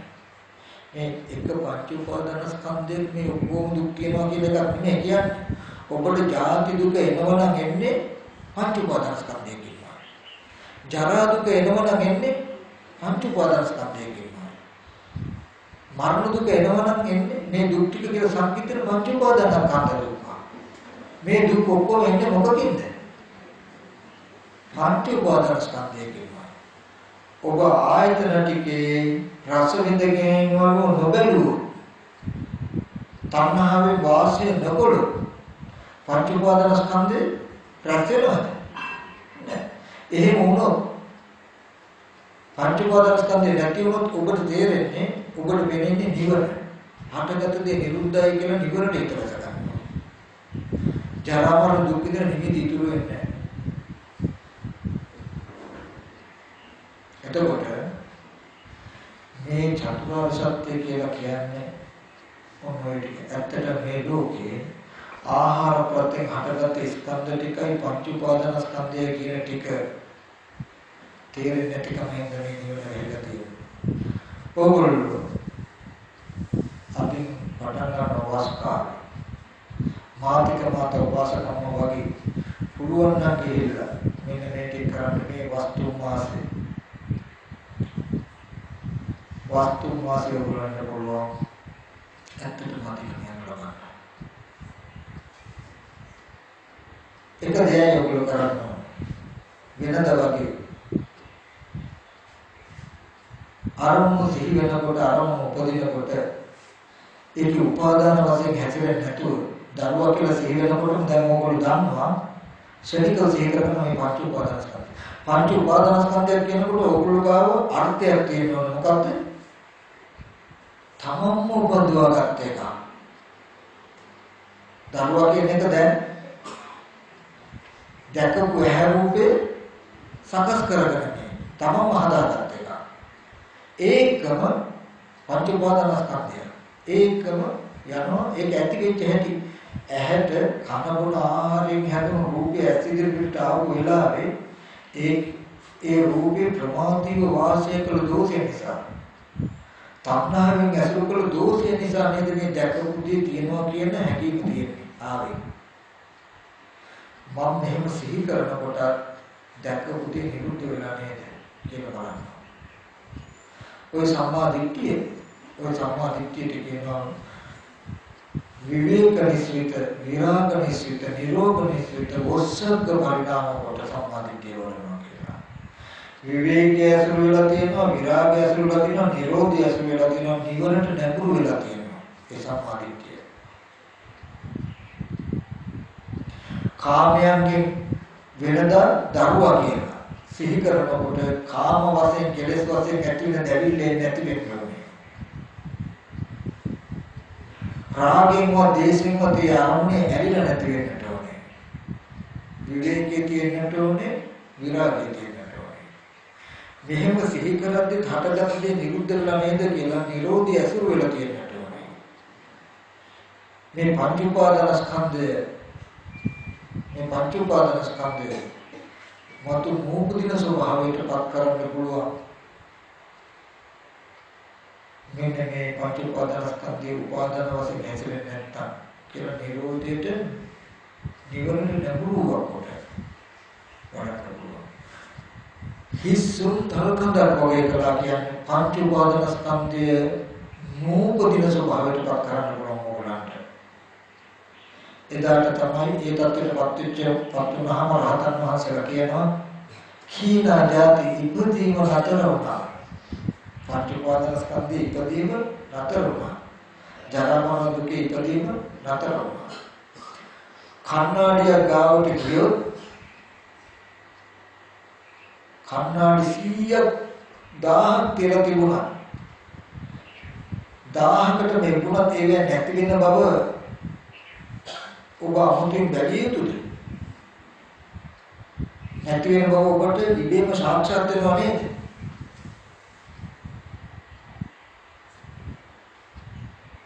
ඒ නැති වෙන දේ ඇති බවට ඔබ තුල රැඳෙනවද? ඉපදීමක් වෙනවද?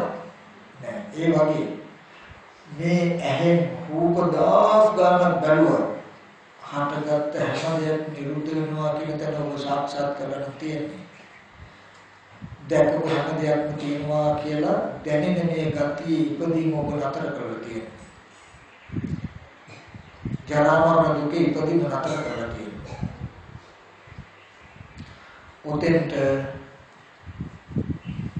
දුක්ඛේ ඥාන කියනකොට පංච උපාදානස්කන්ධ දුක්ඛ ඔබට ශනික වෙන්නට ඕනේ. දකින්න ආහන දේවල් ඇති බවට හම් වෙන මෙන්න මේ මානසික මට්ටම තුලයි ජරා මරණ දුක් ආවනම් ආවේ නවනම් එන්නේ කියන මොනයි ඔබට. ඊට පස්සේ ඒ දුක මම උපදවාගෙන ඉඳලා තියෙන්නේ. ආහාර ප්‍රත්‍යයෙන් හටගත්ත ස්කන්ධ ටිකට තණ්හාවෙන් ඇසුරු කරලා මේ පංච උපාදාන ස්කන්ධය හදාගෙන තියෙන කියලා දන්නවා.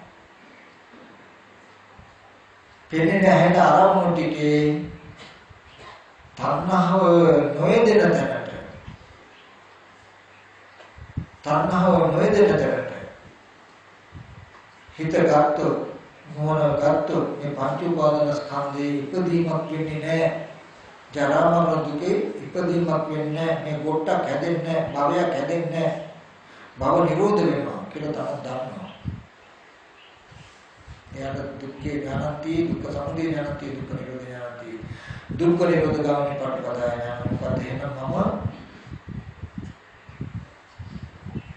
හටගත්ත හැම දෙයක්ම ඉතුරුනතු නිරුද්ධ වෙනවා කියලා දකින්න තැනට යා යුතුයි කියන දැක්ම යට තියෙනවා. ඒක තමයි සම්මාදිට. දුක්ඛ නිරෝධ ගාමිනී ප්‍රතිපදාව. ස්පර්ශ ආයතන 6 අතීත ආයතන ටික නිරුද්ධයි, අනාගත ආයතන ඉපදෙලා නැහැ. වර්තමාන හැම ආයතනයක්ම හටගෙන නැති වෙනවා කියන සිද්ධියක් වෙනවා. ඒක ගන්න නෙමෙයි තියෙන්නේ. වෙන සිද්ධිය නුවණට දර්ශනය වෙන තැනට ගෙනියනවා. යතහ භූත ඥාන දර්ශනය. යතහ භූත යම්සේ පවතීද එසේම ඥාන දර්ශනය නුවණට වෙනවා. නුවණට වෙනවා. ඒක තමයි සම්මාදිට්ඨිය. ඒ හින්දා දැන් අද සීල සමාදන් වුණා. සීලේ පිළිපදලා සමත කමඨහනකින් ටික ටික හරි හිත වඩන්න. හිත වඩ පංච උපාදානස්කන්ධය උදේ වැය කරන්න. පැත්තකට වෙලා ඉන්නකොට වෙනද වගේ මේ පංච උපාදානස්කන්ධ ලෝකයේ හිත හැසිරෙන්නේ. තමන් තුල ලෝකේ හදාගෙන හැසිරෙන ශේත්‍රයේ භවය හදාගෙන තියෙන මෙයා. ඔක්කොම කරනවා වගේ කෝබිගේ යෝගී ගැසු වගේ අය ගිහිල්ලා කෑම ගබඩා කරලා තියාගෙන මොනලට කන්න පුළුවන්. ඒ වගේ හොඳට සැප දුක් විඳින්න පුළුවන් අරමුණු ටික ලෝකේ ගබඩා කරගෙන අපි ඉන්නේ. දැන් පැත්තකට වෙලා ගිහිල්ලා අපි වෙනදට කරන් රස කරගත්ත දේවල් හොඳට තලු මරමරා ඉන්න එක. දරුවා සිහි කරනවා අපිට හිතනවා අතහරිනවා. ගෙදර සිහි කරනවා ඒක සැප දුක් විඳිනවා අතහරිනවා. අම්මා තාත්තා අයියා අක්කා කිය සිහි කර සැප දුක් විඳින අතහරින එක තමයි ජරා මරණ දුක්ම විඳ උග්ඝා කටේ දාලා හපහපා ඉන්නවා වගේ හැම වෙලේම කලේ.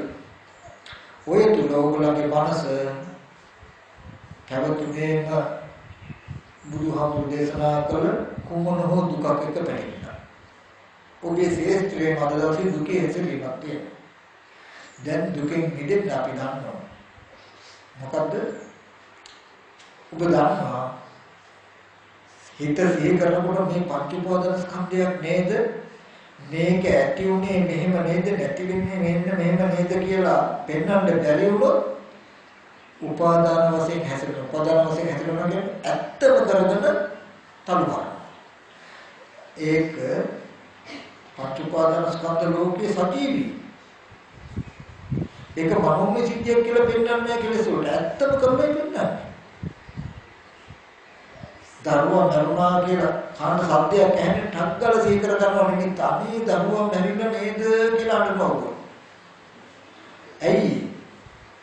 ඔබ දරුවා මල දුකට අඬන සංස්කාර රැස් කරගෙන ඉන්න නිසා. මේ වටේ දැතලා තියෙන ඛණ්ඩ විතරයි තියෙන්නේ. නමුත් දරුවා මරුණා නේද කියනකොට පණිවිඩය එනකොට හටගත් දේ නිරුද්ධ වෙනවා කියන තැනක ඔබ හිතේ සත්‍යය ඇතිලා නැති වෙයි. ඔබේ මනස තුල ධර්මික සීලෙ නැති වෙයි. ධර්මික ඉපදිලා ඒක ඇත්ත කරගෙන හැසිරෙන ගතිය නතර වෙනවා නම් ජරාමරණ දුකක් එනවද? එන්නේ නැහැ. ඒ හින්දා පංච උපාදාන ස්කන්ධයකට උපාදාන වශයෙන් හැසිරෙනවා කියන එක අපේ ජීවිතෙන් කොහොමද තේරුම් ගන්නේ? දැන් පංච උපාදාන ස්කන්ධයකට උපාදාන වෙලයි මම ඉන්නේ කියලා Taman තේරුම් ගන්නේ කොහොමද?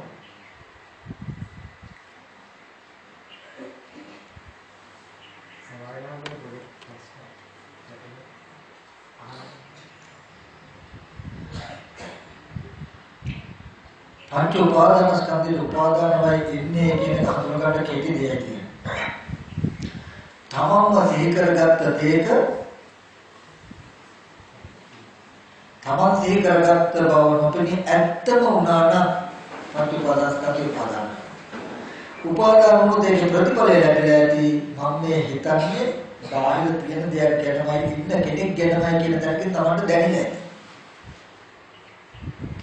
මනෝමය සිද්ධිය මනසින් සිහි කරන වැඩක් කියලා වෙන්නේ නැති. ආකල්ප කරනවා.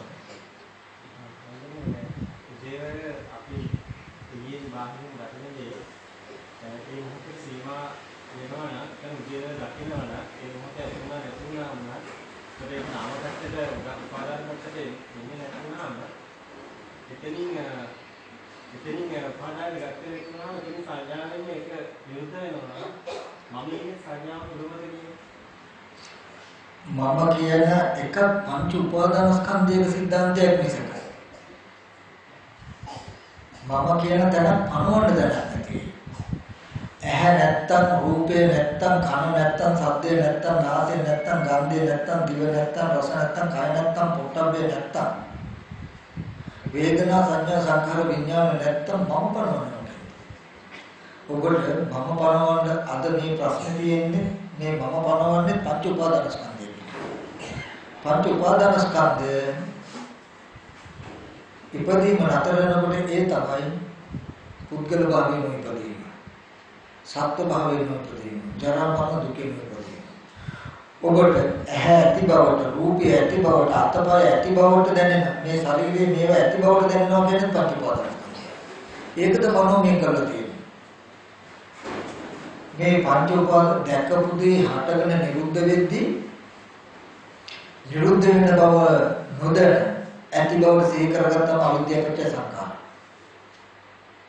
ඊට පස්සේ කරනදී සංඛාරපච්ච විඥාන කියන්නේ හිතෙන් තියෙන අහන දේවල් සිහි කරගෙන හිතෙන් දැකපු අහපු දේවල් සිහි කර කර මේ කය හැසිරෙනවා විඥානය.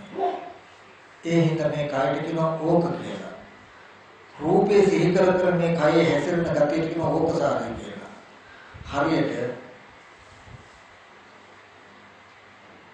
කැමරාවක් බඩ ඇතුළට යවුවම තියෙන දේවල් පේනවා වගේ ඔබේ විඥානය මේ කයට දැනගත්තාම මේ අතපය ඔක්කොම ඇතුළේ ඉන්නවා වගේ ඔබට දැනෙනවා. මේ පංච උපාදාන ස්කන්ධය සම්පූර්ණ නැති වුණොත් විඥානය මේ කයට දැසගන්න. එහෙම වුණොත් ඇහැ තියෙනවා, කන තියෙනවා, නාසය දිව ශරීරය තියෙනවා, කකුල අතපය තියෙනවා කියන හැඟීමක් කරන්නේ. ඒ මනස නිවනටම නැඹුරු වෙලා තියෙනවා. හටගත් හැම දෙයක්ම නිරුද්ධ වෙනවා කියලා නෝනා. කණ්ණාඩිය ගාවට ගියොත් ඡායාව වැටෙනවා කියලා දන්නවා. ආපහු එනකොට නැති වෙනවා කියලා නෝනා. මෙනෙහි කරන්න ඕනේ. මේ බලවෙන්න පුළුවන් කිසිම සංයෝජනයක් ඉදිරි නැතුව. ඒ වගේ මේ ලෝකේ ධාතු නානත්‍ය නිසා සංඥා නානත්‍ය පහළ වෙනවා. ස්පර්ශ නිරුද්ධ වෙනකොට මේ සංඥා නිරුද්ධ වෙනවා කියන ධර්ම ධාතු සාක්ෂාත් වෙලා. මෙතනදී නිරෝධී සාක්ෂාත් කරගන්න යන්න තියෙනවා. සාක්ෂාත් කරනවා කියලා කියන්නේ තියෙන එක වෙන එක. තියෙන දේ ජීවිතය සාර්ථක කරගන්න යන්න තියෙන්නේ. මොකද්ද? ඇහැ නිරුද්ධ වෙනවා, රූපේ නිරුද්ධ වෙනවා, චක්කු විඤ්ඤාණ නිරුද්ධ වෙනවා කියලා චක්කු සම්පස්සේ උපන සීල ධර්මය හටගෙන නිරුද්ධ වෙනවා කියලා ධර්ම ධාතුවක් tie තථාගතයන් වහන්සේ ඇති කල්ලි නැති කල්ලි මේ ලෝකේ. ලෝකයට ඒක වැහිලා තියෙනවා. ඒ ටිකේ ප්‍රමාදීය වාසය කළ නිසා ඇති බවටම දැනෙනවා මිසක නිරුද්ධ වුණා කියලා ධර්ම ධාතුව වැහිලා තියෙනවා. බුදුරජාණන් වහන්සේ ලෝකේ පහළ වෙලා මේ නිරෝධය මතු කරලා දෙනවා. පෙන්නනවා. ඔබ ගාවද රූපේ චක්කු විඥානේ මේ ටික ඇති බවට තියෙන්නේ හටගෙන නිරෝධ වෙන ටිකට අවිද්‍යාව තණ්හා කියන කෙලෙස් ටිකෙන් වාසය කළ දෝෂයයි කියලා පෙන්නනවා. ඔබ රැස් කරගත්ත හදාගත්ත ටිකටයි ඔබට දුක ගෙනත් දෙන්නේ මිසක පූර්ව කර්මයට හැදුණු විපාක ස්කන්ධ ටික නිසා නෙමෙයි කියනවා. පෙර අවිද්‍යා කර්ම තණ්හා කියන ටිකට හැදුනේ ආහාර ප්‍රත්‍ය හටගත් ස්කන්ධ ටික විතරයි. ඒ ටිකේ ජරා මරණ දුක ඉඩ නැහැ. ඒ ටික සත්‍යයේ පුද්ගලෙක නෙමෙයි. රූපය ආහාර කන පුන ආහාරය වේදනා සංඥා චේතනා ස්පර්ශ ප්‍රත්‍ය විඥානේ නාම රූප ප්‍රත්‍ය කියලා ආහාර ප්‍රත්‍ය කියන නාම රූප දෙක තියෙනවා. එත්ත නාමං රූපං ච අශේෂං උපරිජ්ජති. ඒ නිවනේ මේ නාම රූප දෙක ඉතුරු නැතුව නිරුද්ධ වෙනවා. ඉතුරු නැතුව නිරුද්ධ වෙනවා. වර්තමාන අභිනව භවයක් පටන් ගන්නවා අපි. මේ හටගෙන නිරුද්ධ වෙන ස්කන්ධ ටික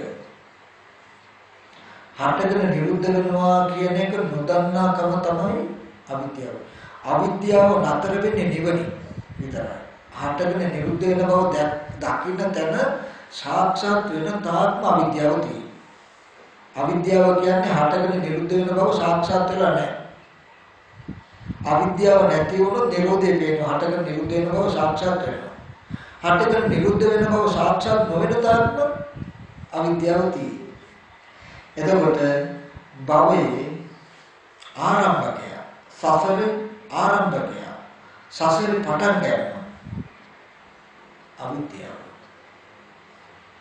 පුරාණ කර්මයෙන් හටගත්තේ ආහාර ප්‍රත්‍යයෙන් මේ ස්කන්ධ ටික ඒකේ පැලවීමේ හැකියාවක් තව නැහැ. රහතන් වහන්සේලා කියන්නේ හරියට එතන ඉන්නවා.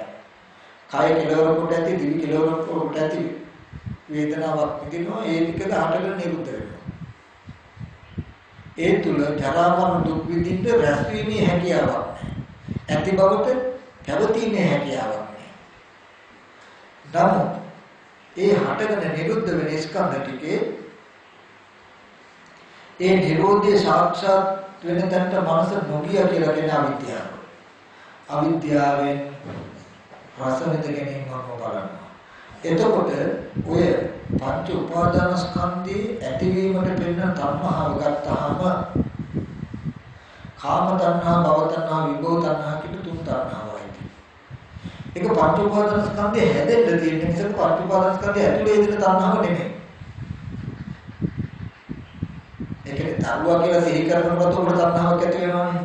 ওই තණ්හාව පංච උපාදානස්කන්ධේ උපාදානයි. කාම උපාදානයි. රූප තණ්හාව කියන එක නම් කරන්නේ. නමුත් ඇහැට පෙනෙන ආහාර ප්‍රත්‍යයෙන් හටගත් රූපේට ඇත්ත නොදැන එතන ඉදින තණ්හාවට කියන්නේ භව තණ්හා කියලා. අවිජ්ජා භව තණ්හා කියන කාම තණ්හා, භව තණ්හා, විභව තණ්හා කියන මේ තණ්හාව තමයි එතන තියෙන්නේ. වැඩි දෙයක් මතක් කරගන්න. ඒ තණ්හාව නිසා මේ පංච උපාදානස්කන්ධය හැදෙන්නේ. පංච උපාදානස්කන්ධය කියන්නේ දැකපු සෙට් එකම එහෙම තමයි ඇති බවට තියෙන්නේ. ඊට පස්සේ පංච උපාදානස්කන්ධයක් නේද කියලා ඔබ හඳුනන්නේ නැත්නම් ඒක හදාගත්ත එකක් නේද කියලා දන්නේ නැත්නම් ඔබට ඇත්තම වෙනවා. ඇත්තම වෙලා පංච උපාදානස්කන්ධයට උපාදාන වශයෙන් හැසිරෙනවා. පංච උපාදානස්කන්ධේ උපාදාන වශයෙන් හැසිරෙනකොට වෙන්නේ භවය නිර්මාණය වෙනවා. ඒ කියන්නේ ඇත්තටම මේ හැම දෙයක්ම තියෙනවා, තියෙන දේවල් නැද්දේ අපි ඉන්නේ. වගේ තැනකින් ඔබට තේරෙනවා. ඔබ ජරා මරණ ශෝක පරිදේව දුක්ඛ දෝමන උපායාසයන්ට උරුමකාරී වෙලා. ඉතින් මට මතක් කරන්න තියෙන්නේ මේ පංච උපාදානස්කන්ධය ඉපදීම ස්වභාව කොට ලෙඩවීම මහලු බව මරණයේ ස්වභාව කොට ඇති ධර්මයක් කියලා දැක්කොත් ඔය පංච උපාදානස්කන්ධයේ හැසිරෙන්න උරුකොල ජරා මරණ දුකෙන් ඔබ මිදෙන්නේ නැහැ කියලා ඔබ දත යුතුයි. දුක් එන්නේ පංච උපාදානස්කන්ධයකින්මයි කියනකොට මේ එක ස්කන්ධයක ඔක්කොම තියෙනවා කියන එක නෙමෙයි. ඔබට අනේ දරුවා ලෙඩ වෙලානේ කියලා ඔන්න එන්නේ toy වගේ මනෝමය සිද්ධියකින්මයි.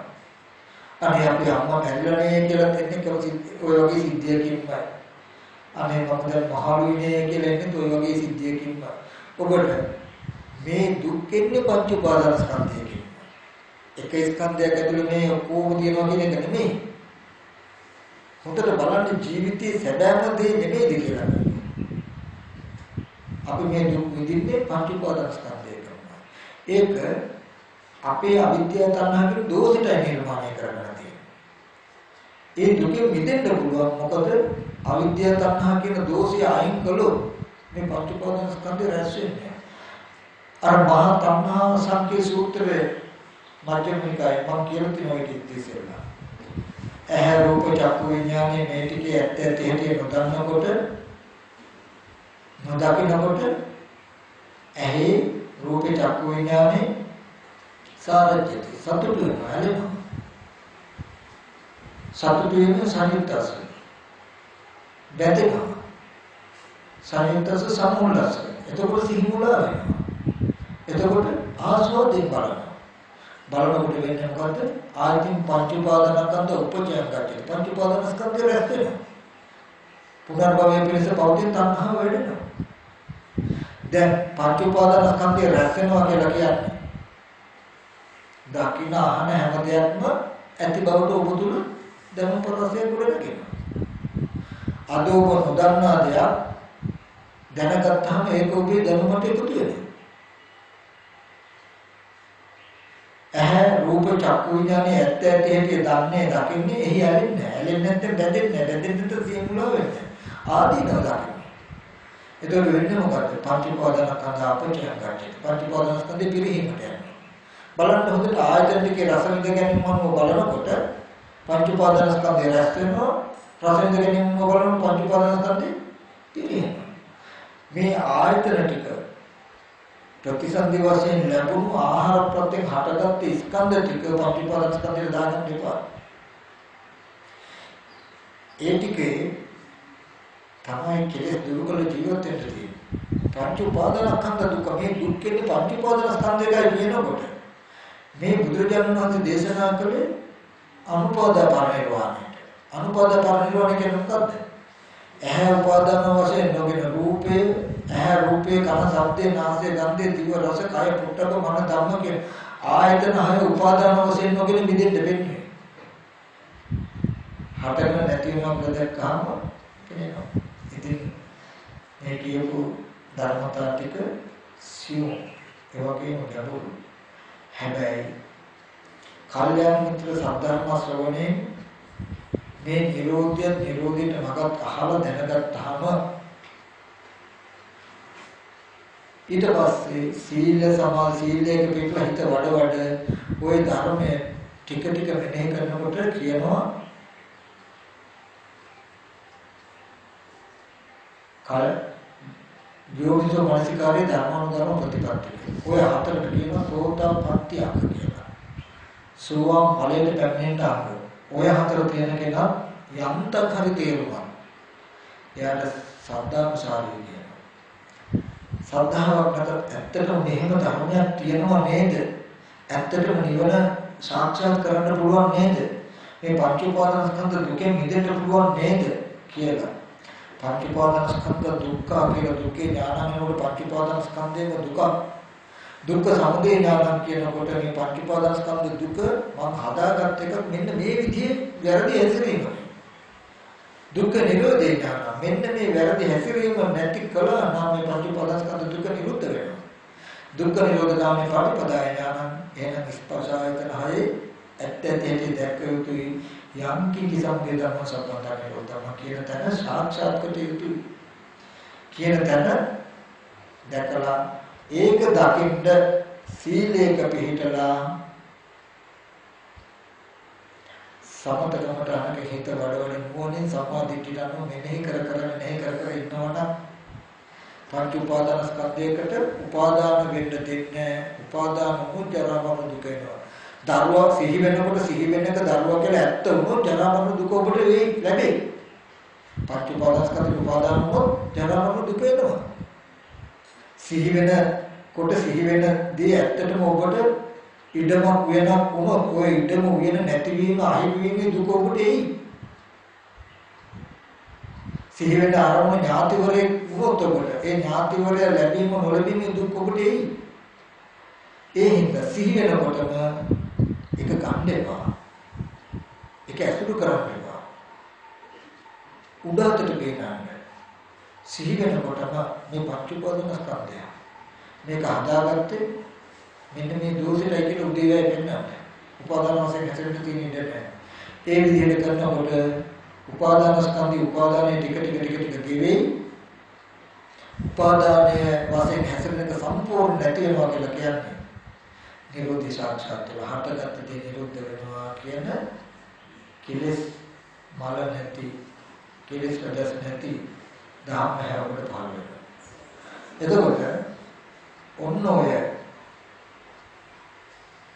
දැක්ම ඇති කරගන්න කටයුතු කළොත් නෝ කලකින් ආශ්‍රයක් වෙනවා. ඉතින් මේ ලෝකෙට අවුරුදු දහස් ගානකින් බුදුරජාණන් වහන්සේ ජීවමාන වුණා වගේ මේ දර්ශනය.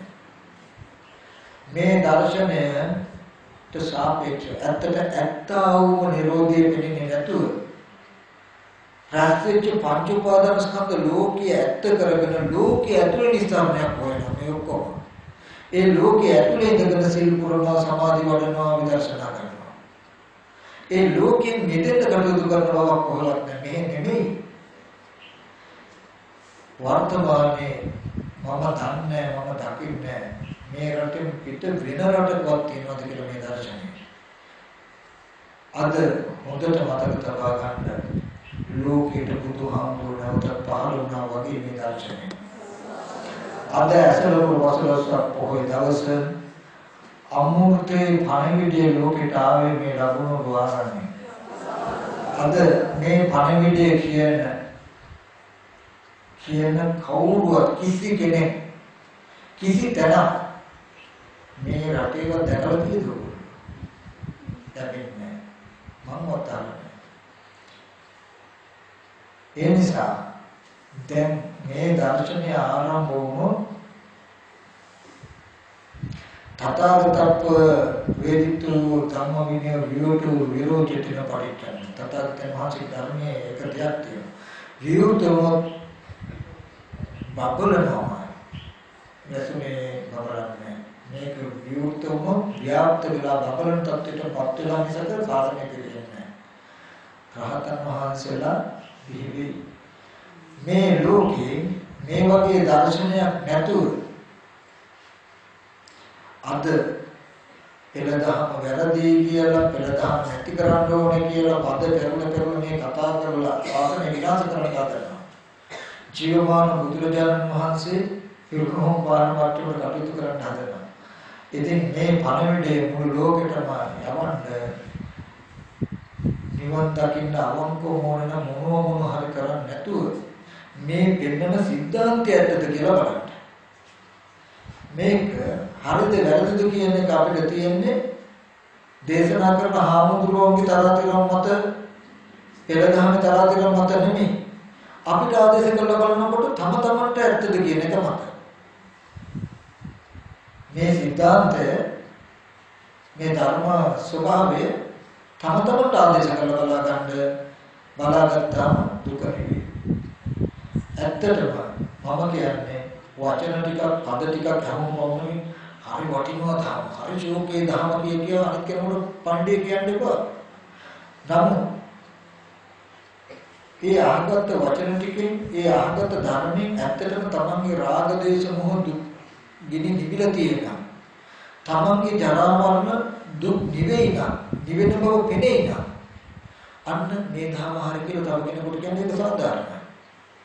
තමන් රාග දේශ මොහ හිතිලත් නැත්තම් ජරා මරණ දුකෙන් තමන් නිදහස් වෙලත් නැත්තම් වචන ටිකක වෙනසක් දැක්කම වගේ හරිසෝක් බණක් හරිසෝක් භාවනා ක්‍රමයක් කියලා පණ්ඩිය යවන්න එපා. ඒක අසත්පුරුෂයි. ඇත්තටම අර්ථයක් තියෙන දෙක අද එහෙම නැහැ. වචනයක් යවුවාම මෙච්චර කල් පෙළදහම වැරදිලා තිබිලා මේක බමුණු මත දැන් තමයි අපේ අරිහතුන් වහන්සේලා මෙන්න මේක පහල කරගත්තේ කියලා වචන ටික කිය යනවා. කියන කෙනත් අහන කෙනත් පණ්ඩිය කියන කෙනාගේ අවංකව සිත් වලට එබිලා බලන්න කියන්නේ ජරා මරණ දුක නිවිලද කියලා. නිවිලද කිව්වොත් කමක් නැහැ. නමුත් මේ වගේ දර්ශනයක් නැතුව කොහෙ නිවෙන්නද? නිවෙන්න තියෙන මහත්ව එකම එක තමයි මේ නිරෝධයෙන් විතරයි දුක නිවෙන්නේ. ඔකට කියන සලායත නිරෝධය කියලා. බුදුරජාණන් වහන්සේ දේශනා කරන මහණෙනි යම් තැනක ඇස නැද්ද, රූපය නැද්ද, කන නැද්ද, ශබ්දය නැද්ද, නාසය නැද්ද, ගන්ධය නැද්ද, දිව නැද්ද, රස නැද්ද, කය නැද්ද, පොට්ටබ්බය නැද්ද, ඒබඳු ආයතනෙ දත යුතුයි කියලා කියන්නේ. එතන නිරෝධය කියන එක අපිට ඇති කරන්නවත් නැති කරන්නවත් පුළුවන් එකක් නෙමෙයි. යම් කිසි සම්පූර්ණ ධර්ම සම්බන්ධනකට හටගත්ත දේ නිරුද්ධ වෙනවා කියලා ධර්ම ධාතුවක් තියෙනවා. ඒක ඔබටවත් මටවත් ඇති කරන්න පුළුවන් එකකුත් නැති කරන්න පුළුවන් එකකුත් නෙමෙයි. හැබැයි අපිට පුළුවන් එක සාක්ෂාත් කරගන්න. ඒකට කියනවා නිරෝධය සාක්ෂාත් කරගත්තා. නිරෝධය සාක්ෂාත් කරගන්න තියෙන වාසිය මොකක්ද? පංච උපාදානස්කන්ධ ලෝකෙ මිදිලා. පංච උපාදානස්කන්ධ දුකෙන් මිදිලා. කාම ලෝකයේ පංච උපාදානස්කන්ධය. රූපී ප්‍රඥාගේ බ්‍රහ්ම ලෝකයේ පංච උපාදානස්කන්ධය. අරූපී බ්‍රහ්ම ලෝකෙත් පංච උපාදානස්කන්ධය. හටගෙන නිරුද්ධ වෙන ආයතන ටික නිරුද්ධ වෙන බව නොදක අවිද්‍යාවෙන් තනාගත ලෝකය කාම ලෝකය කියන්නේ. හටගෙන නිරුද්ධ වෙන ආයතන ටික නිරෝධය නොදන්නා අවිද්‍යාව තණ්හාවෙන් හදාගෙන වාසය කරන එක බ්‍රහ්ම ලෝකය කියන්නේ. හටගෙන නිරුද්ධ වෙන සංඥාවන් ඉපද නිරුද්ධ වෙන බව නොදන්න අවිද්‍යාව තණ්හාවෙන් හදාගෙන උපදවාගෙන වාසය කරන එක අරූපී බ්‍රහ්ම ලෝකය කියන්නේ. ඒකයි තුන් භවයේම ගිනිගත් එකක් කියලා කියන්නේ. තුන් භවයේම ජරා මරණ ඇතුලේ. තුන් භවයේම අවිද්‍යාව නිමිති කෝෂය ඇතුලේ. තුන් භවයේ ඉන්න කිසි කෙනෙක් සුවපත් වෙන්නේ නෙවෙයි. නමුත් භව නිරෝධය නිවනයි.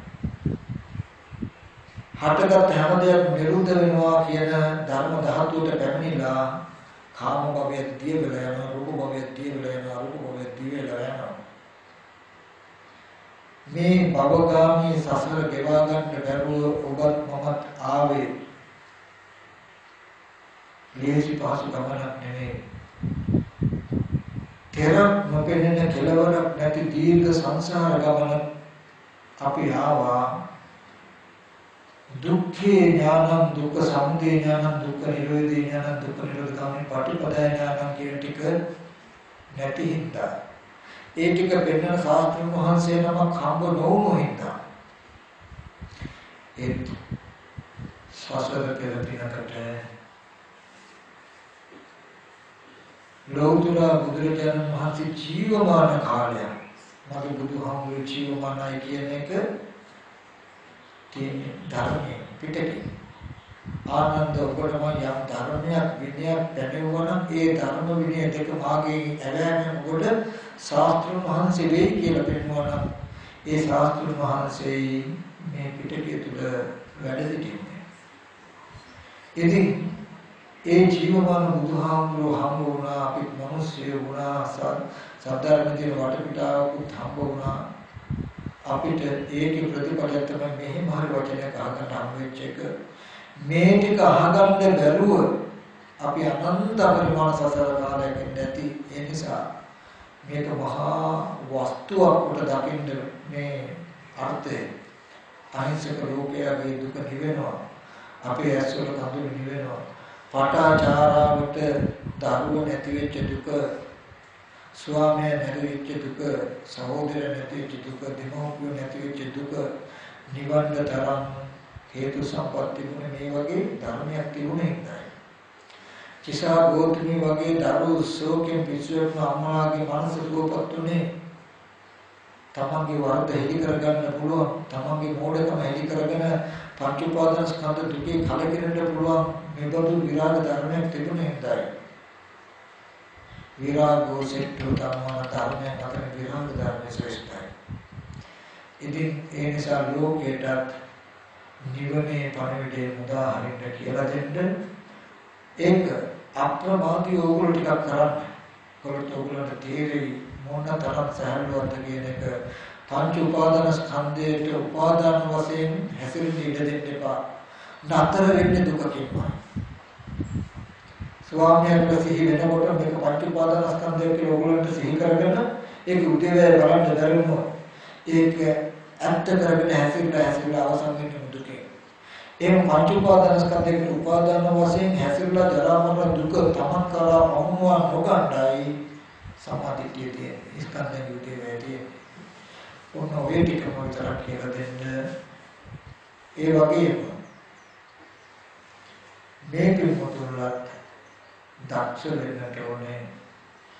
මේ ධර්මය තුළ හැසිරෙනවා වගේම වර්තමාන මේ ශාසනයේ තියෙන ඕදි වහලගෙන මේවට ටික ටික හරි ඉඳ නොතබන්න ඒ අයටත් කියලා දෙන්න අවශ්‍ය මොනවා හරි වචනයක් නම් අරගෙන යන්න. නමුත් නිවන කියන්නේ මේ මාර්ගය කියන කාරණාව පැහැදිලි කරලා දෙන්න. පින්වත් සියලු දෙනාටම මේ ජීවිතයේදීම මේ දර්ශනයෙන් ඒකාන්තයෙන් සූපත් වෙන්න පුළුවන්. සූපත් වෙනවා. ඉතින් උතුම් නිවන ලැබේවා කියලා ප්‍රාර්ථනා කරනවා. මේ වගේ අර්ථයක් මතු නොවි මේට පෙර මම සෝවාන් වෙලා කියලා තිබුණා නම් මම බොරු නැතේද? ඒ වගේ චතුරාර්ය සත්‍ය පැහැදිලි කියලා නැතිව අද ඕනම කෙනෙකුට කියා ගන්න පුළුවන් වෙයි. නොබෝ කාලෙකින් අපි සතර අපායට යන්නේ කියන්නේ යන්නවතරකටපත් වුණා කියලා. මේ පමණකින් මේ තේරුණා යම් කෙනෙකුට තේරුම් මාත්‍රයෙන් පෙන්වන සත්‍යානුසාරී ධම්මානුසාරී කියලා. එයා සතර අපායෙන් මිදෙලා නැහැ. සතර අපායට යන කර්ම කරාට අභෞයයි.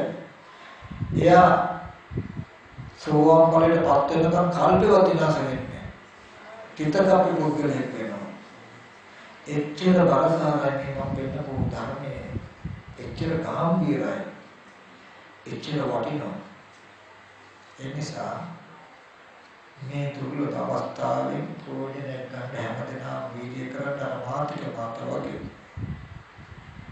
වාස්කාරය ඇතුලේ අපිටත් ඉස්සෙල්ලා පුළුවන් නම් මාර්ගඵලයක් ලබා ගන්න උත්සාහවත් වෙන්න කියන එක මතක් කරගන්න. හැමදෙනාටම තෙරුවන් සරණයි.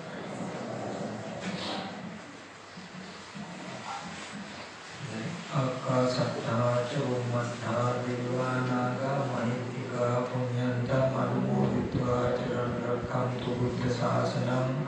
ආකාශත්තා චුම්මත්තා දිවානාගා මහිත්‍තිකා පුඤ්ඤන්තං අනුමෝදිत्वा චිරන් රක්ඛන්තු බුද්ධ ශාවකං. ආකාශත්තා චුම්මත්තා දිවානාගා මහිත්‍තිකා පුඤ්ඤන්තං අනුමෝදිत्वा බෝධියන්තු සිවම්පතං. ඉදම් මේ ඥාතීනං හෝතු සුඛිතා හොන්තු ඥාතයෝ. ඉදම් මේ ඥාතීනං හෝතු සුඛිතා හොන්තු ඥාතයෝ. ඉදම් මේ ඥාතීනං හෝතු සුඛිතා. මම පැවිදිච්ච දවසේ ඉඳලා බොහෝම ශ්‍රද්ධාවෙන් මගේ අතින් අනුකෝඩු වෙන්නේ නැති නිවන් දකින්න ඕනේ කියන සිතන මගේ අයිනෝ නැහැ. ඉතින් මේ ඔස්සේ පන්නගෙන හැමදාම ඇවිල්ලා දවසින් දවස භාවනා කරලා ටික ටික දිනුනලා අද ඔයගොල්ලන්ට මේ පණිවිඩය කියන්න පුළුවන් තරමට ආවා. ඉතින් මාව බේකරපුවම මෙතන ඉන්නවා. ඉතින් උන්දේකට මම පින්නම මතක් කරනවා මට සසර ගියා ගන්න මේ ජීවිතේ ලබා. ඉතින් පියාටත් එහෙමයි. මාව පැවිදි කළ ආචාර්ය ප්‍රධාන වහන්සේලාට පින් සිද්ධ වෙන්න මට මේ ශාස්ත්‍රයක් ගැන සාකච්ඡාවෙන් වහන්සේලාට පින් සිද්ධ වෙන්න මට සිව්පසෙන් උපස්ථාන කරන ඔය වාහන මේ වදීලා මේ කටයුතු කරන සියලු දෙනාටම බොහෝ කාලයක් යහපත පිණිස පවතින